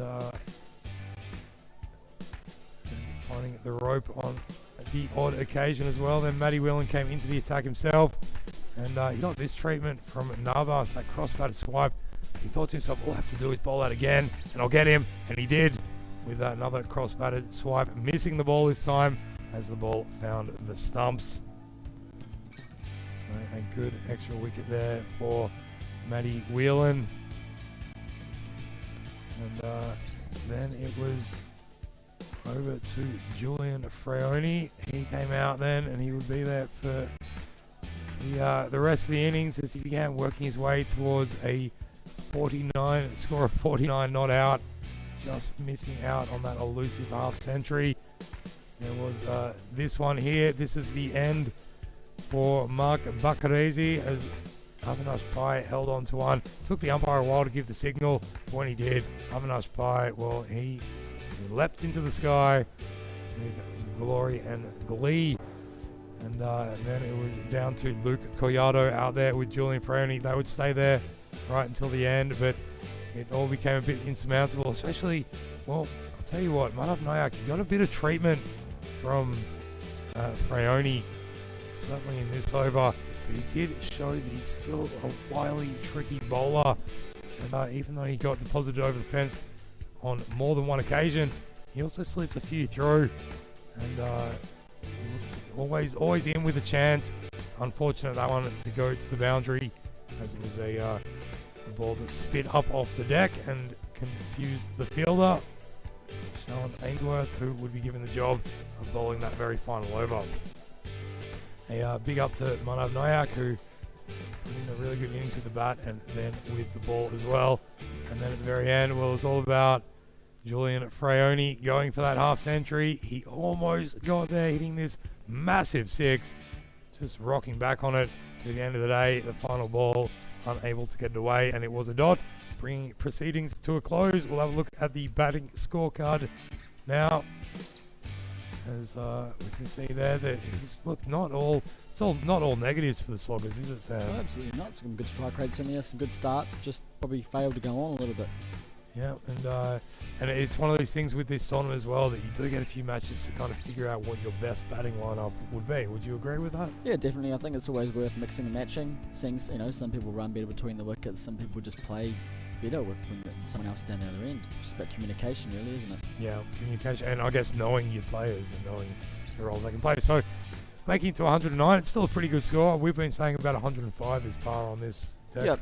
Yeah. I'd agree with that, yeah. Yep. So, there you go. Not doing too bad, but in the end, it was not enough as we have a look at the bowling scorecard. And, well, great work once again by Mark Cowles, picking up 2 wickets. Very nice economy rate, 8 runs and over, and Matty Whelan as well, only going for 7.5 runs. What would you say would be with a bowler, what are they looking at as a good economy rate or a good performance in the Especially hoping I get a bowl the other night when I didn't have the gloves. I'd be happy with anything under 10. Yep. I think. Okay. It keeps the team under 100. If you've got that par score of 105, then you're always slightly ahead. Very good. Well, there you have it, folks, as we have a look at the match summary. And it's been absolutely wonderful bringing you more cricket from this fantastic ground at the tip of Gibraltar. And having you here, Sam, thank you very much for joining us. Thanks for having me. It's been great. I've been feeling lonely for 3 innings since Vinny departed, but you've more than ably stepped into his shoes, and I really appreciate you coming along and wish you the absolute best of luck for the rest of the series and for ACL as well. So thank you very much. Thank you very much. Looking forward to it. No worries. Well, there you have it, folks. We are back tomorrow with more cricketing action. Bavaria versus the Pirates. Don't forget to tune in then, and you can see how the standings table sits. It's going to be up to the Pirates to try to get a win on the board, which they are the only team not to have accomplished that so far, and they'll be doing that against Bavaria, who themselves will be looking to push up to challenge the Calpe Giants. They'll have to do it with net run rate if they take both the victories and try to take that second position. We'll find out whether all that occurs or more when we come back tomorrow night with more FanCode T10 ECS cricket here in Gibraltar. I'm Joe Wegasani, and until then, ciao for now.